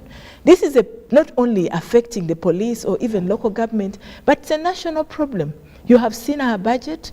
You have seen that the World Bank and others have withdrawn or reduced what they're facilitating this country with in terms of resources, and therefore that means we need to cut our coat according to the cloth. So if you have little, then plan for that little. But if the little you're planning for is also being stolen away, then there is a problem. That is how our institution comes in handy as the Inspectorate of Government, and we're doing recoveries. You have said there are people who are supposed to pay back. Yes, there are people who are supposed to pay back, and when they do not, then we go for enforcement. We now have the follow-up unit within the Inspectorate of Government. This unit is supposed to follow up everybody who is supposed to pay money to the Asset Recovery Fund, and they haven't. Improve the staff welfare and also enhance the capacity of the officials who are handling issues to do with service delivery. If we don't enhance their capacity, then they may not be knowing how to implement their responsibilities. Now, when you talk about enhancing their capacity, what are you referring to? Because I've seen a number of officers trained on the fight against corruption. But then the welfare is also another thing that is a challenge. So how and what are we looking at as far as enhancing? Because one, corrupt people in this country have robbed it of lots of monies. We first began by people taking thousands, they went to millions, they went to billions, now they are going to trillions. Now, a person who has stolen $1 billion, I think has enough to manipulate a system. So what enhancement are we giving to these people to be able? One time I was following up a case in the office of the Prime Minister, and the police came with these cars and all that. These officers seemed complicated. When I went to Maya there, opened for them the gate to go to there, talking. They come so seemingly they have come really to search and what. It was all smiles and it was very a scenario hard to explain, but it was automatic that they have been compromised. It was a total story from how we came from CID Chibuli going for this, and the return journey was also different. So what is that we can do? In terms of enhancement of capacity, maybe we need to dig it from the foundation. There are foundational issues which we need to deal with as a country, and this takes us back to the values. If somebody, while growing up, has stolen that rubber or pencil, or somebody's set at school and he's not dealt with, then that person grows up with that character. And when he gets to grow and get to an office, he's the one stealing billions today. We need to get that very, very clear. It's a foundational issue which we need to deal with as we disseminate values. But when I talk about capacity, capacity is about empowering someone to do his work professionally. Because when you look at corruption, corruption has kept changing forms and faces every other day, and the corrupt keep devising new mechanisms on how to extort or steal. But the institutions involved in the fight against corruption, we need to also come up with new innovative ways to deal with the problem. And this calls for, first of all, capacity building. We need to strengthen the capacity of the people involved in fighting corruption so that they are able to work professionally. This example you have given of how you have gone for an operation and the officers who are supposed to go and search and take evidence and take exhibits and arrest come out smiling and hugging the suspects. That is a red flag already, because that is a sign that there are compromises out there. But someone who is trained to do his work professionally would not basically get into such compromises. He would know that I am going with this discipline, I am supposed to extract this, my investigation plan has A, B, C, D, so I'm going to look for document A, B, C, and D. And in order to make this a well-investigated matter, ready for prosecution, I need this kind of statements or testimonies and witnesses and so on. But if someone goes and is seen to be on the other side, then that is already a red flag, and that is a matter which can also be interrogated further. Why should an investigator go and begin? Let me just remind our viewers that you can be able to be part of the show by simply sending us a WhatsApp message on the number on your screen. So send us a WhatsApp message or a text message. If you don't have data, but you have, please, we look at all options. You can use that number. It's both WhatsApp and, of course, definitely you send us a message. Some messages very interesting are coming in, and I guarantee you I'll read them to my guest for her to answer, as we are still looking at how best can we fight this evil. More so now that it is worsening. Corruption at local government, as indicated in the report, it is syndicated. Now, when you talk about syndicate corruption, it means, Robert, I'm not stealing this money alone. I have about other 3 people. Now, when you come to investigate me, they have to cover me up because they also benefited from that deal. When you hear $1 billion stolen from a local government, that was not a one-man's deal. It's usually a chain of people. And that makes it very hard then to investigate, because whoever would be giving documents is concealing to protect the other. So that is how sometimes it becomes very hard to fight. Madam IGG, when we talk about corruption at local governments, yes, police for some time has been there, and we must say police as an institution, I must give them credit where it is due, that they have tried to put some initiatives. The disciplinary committee of police, they have their kind of court, the professional standards unit here in Bukoto. There's still some much, but though there's room for improvement. But local government, here it is where everything seems complicated. Yet that is where service that go for the ordinary person almost begins from. When you look at local government today, I would like to give credit also where it is deserved. Local government has also taken some steps to improve. However, there are still glaring challenges they're facing. One, you have rightly said that because they're involved, they're closer to the people and involved in service delivery. Two, when you see local government, they set up today, of course, they are under the Constitution and the Local Government Act. The setup is quite clear, their responsibilities are quite clear. But you find that because of lack of close supervision, corrupt tendencies have tended to escalate within local government. Within local government, because one, I don't know whether it's just about supervision, but I think also the capacity we talked about, the technical team within local government need to be empowered. First of all, to embrace their jobs responsibly, to be able to produce output, to be able to have that commitment, because they imagine there is nobody watching what it is they are doing, and some of those things happen. Today we have government programs, and you can see what is happening with PDM. In my Directorate of Project Risk and Monitoring Control, we are monitoring PDM closely, and we are having cases to do with PDM, first of all, misconstrued, mismanaged, and so on by local government. But through continuous engagement, when we train, for instance, community monitoring groups within the grassroots, those are the people who go and check and help to raise the red flags. They're the people who check the government projects on the ground and report to us. Then continuous engagement with the technical teams. We have had constructive dialogue with the chief administrative officers, with the mayors, with the town clerks, and so on, and try to tackle some of these issues. But local government per se, I know they have taken some steps to try to improve, but there is still a lot that is wanting, and that is how you see in terms of ranking, they are still high there.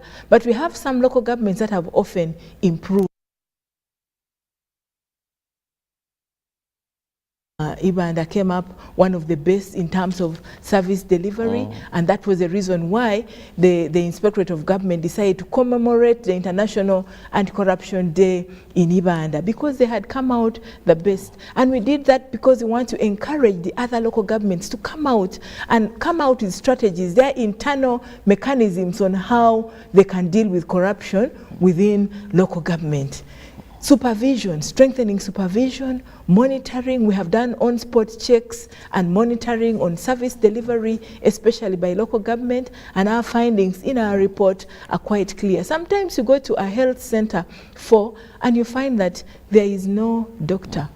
You might be lucky to find 1 or 2 midwives attending to the mothers. What about the other general patients? You have gone for side gigs. But also there are some hospitals, like I went to Moyo Referral Hospital and I found the hospital sparkling clean. I found the doctors on duty. I found the nurses waiting for mothers to bring babies for vaccination, which is a rare case. And we commend Moyo Referral Hospital. Let me just look at some of the messages coming in, Madam IGG. Thanks a lot for the program. There are so many old people at local governments and they feel they are the only competent people there. Well, that is one. The poor will never get jobs in local government. I'm Betty from Kasese. Well, we have another one. Thank you for the show. Please, Uganda. Christ said, a blind man cannot lead a blind man. Otherwise, both of them will fall into a pit. When the corrupt are arrested, they cannot be arrested nor their property sold to recover the stolen funds. And Madam Achen, how can you fight corruption in sub-counties when the supervisor are getting a net of 720,000, less than the people they supervise?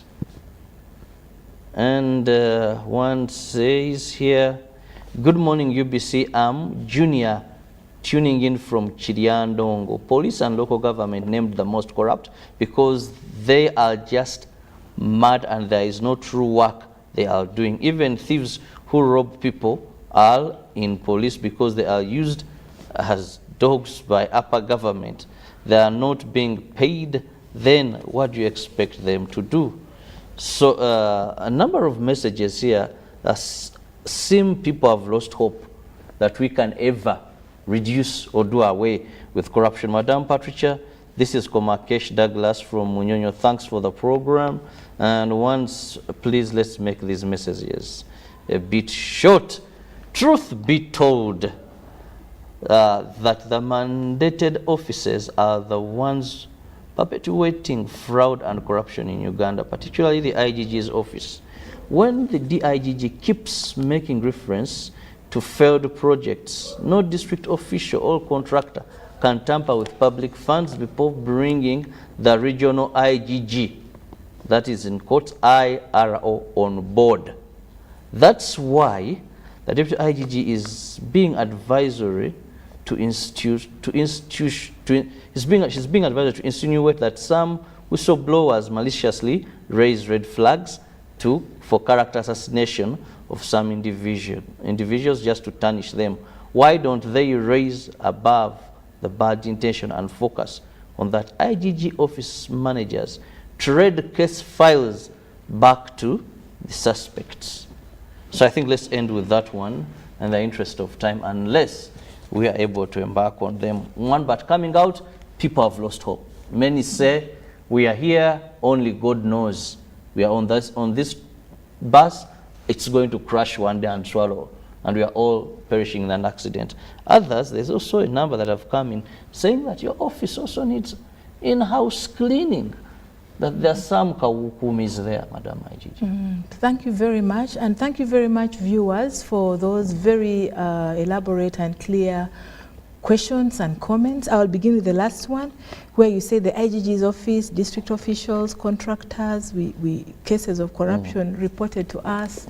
Why I'm saying some people, whistleblowers, are tarnishing the image of institutions. Those are just a few cases which comes out after our investigations. We get to see that there was no basis. But there are several cases that have been successfully brought by whistleblowers, which we have handled in the Inspectorate of Government. They're saying some officers trade off case files. Please, if you know of any, it's important to report this to us. The whole idea of bakawukumis, if you know of any, come out and report, because we can do our house cleaning. You have noted that we rotated staff, we have transferred some, we have dismissed some on disciplinary cases. So when we receive some of these cases, we really take action. So if you are there and you're bold enough, please come out and report, but thank you very much. Someone said we have lost hope. Why do we lose hope? This country is ours, and we need to work together to improve it. Let us be patriotic, let us be nationalistic, let us be very optimistic, let's avoid the lamentation because it will not take us anywhere. Let's be action-oriented. What is it that we can do together to deal with this problem of corruption? And that is why we are engaging with citizens. We want to engage the public, especially through barazas, through social, print and electronic media all over the country, so that we sensitize people to understand that they are the victims of corruption and should therefore own the war against corruption. And that is why we're encouraging people, citizens, to come out and report these cases to us for quick action. They help us to detect, first of all, and also take action. And somebody said old people, local government is full of old people. The jobs in local government are not for the poor. Like I mentioned, we have issues in local government like the district service commissions, where there are people say to be selling jobs, where you have to pay some amount of money in order to get to a certain position. Well, we have gotten cases of those. Please be bold enough, come and report. In most cases, the case comes up when someone actually already paid 5 million to get this position, and if he doesn't get the position, that's when he turns around and says, no, the chairman took my money. How comes I didn't get this position?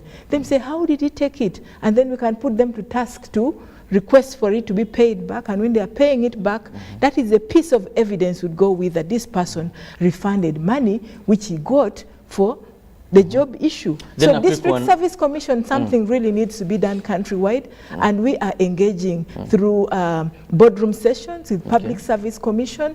We will come up with a solution to this problem. We might have to disband all district service commissions because the problem is really getting ugly, because we want sanity in that area. And we could recommend for regional or ad hoc service commissions, because this whole thing of selling of jobs has become very, very nasty. Then we want to train citizens to monitor and report incidences of corruption, especially in government projects. And this is again where we call for the community members to come in, to come on board, to help, especially to monitor delivery of services, especially in their communities where they come from. So the IG has also inspected a number of projects. Like if you look at our reports again, over 1,533 projects have been inspected, leading to recovery of money worth 470 million that was basically returned to ensure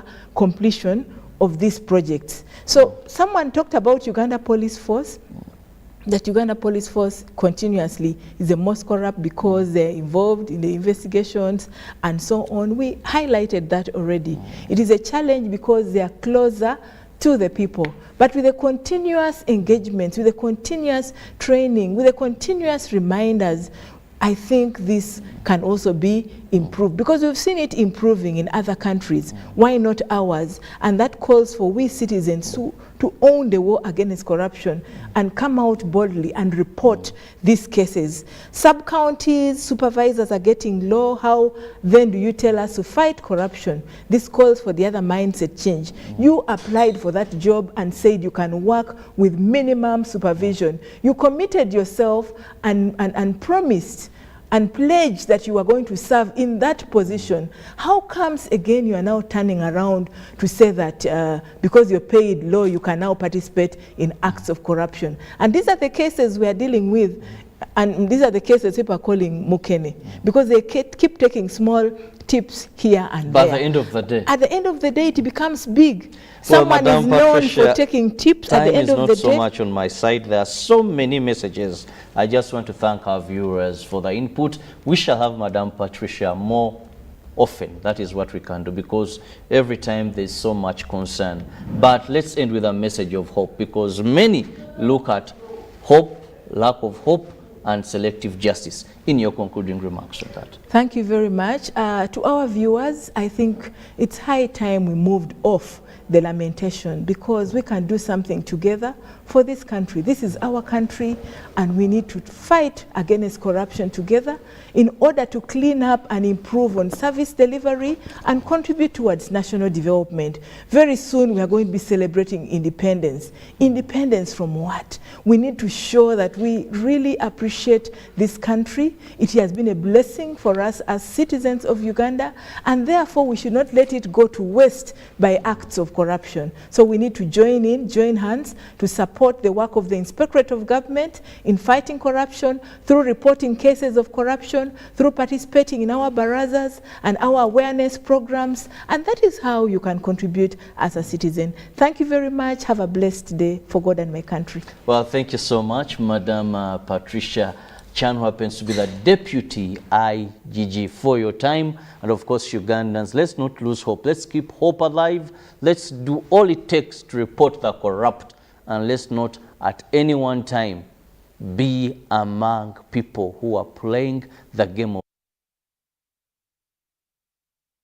back to you. Maybe sometime when you're not empowered as you were previously. So make sure that Uganda is a better place for everybody to live when we end corruption. See you the next hour. Good morning.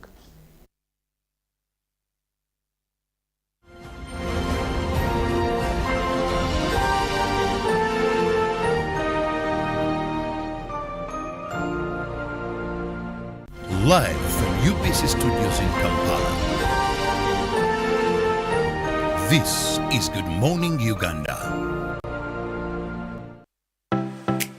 UBC is the national public broadcaster. We educate, inform, entertain, and inspire our audiences. You can watch us on free-to-air channel 001, DSTV channel 282, GoTV channel 371, Star Times channel 201, Zuku TV channel 20, and Azam TV channel 350. Even when your subscription expires, you can still watch UBC for free on your pay TV platforms.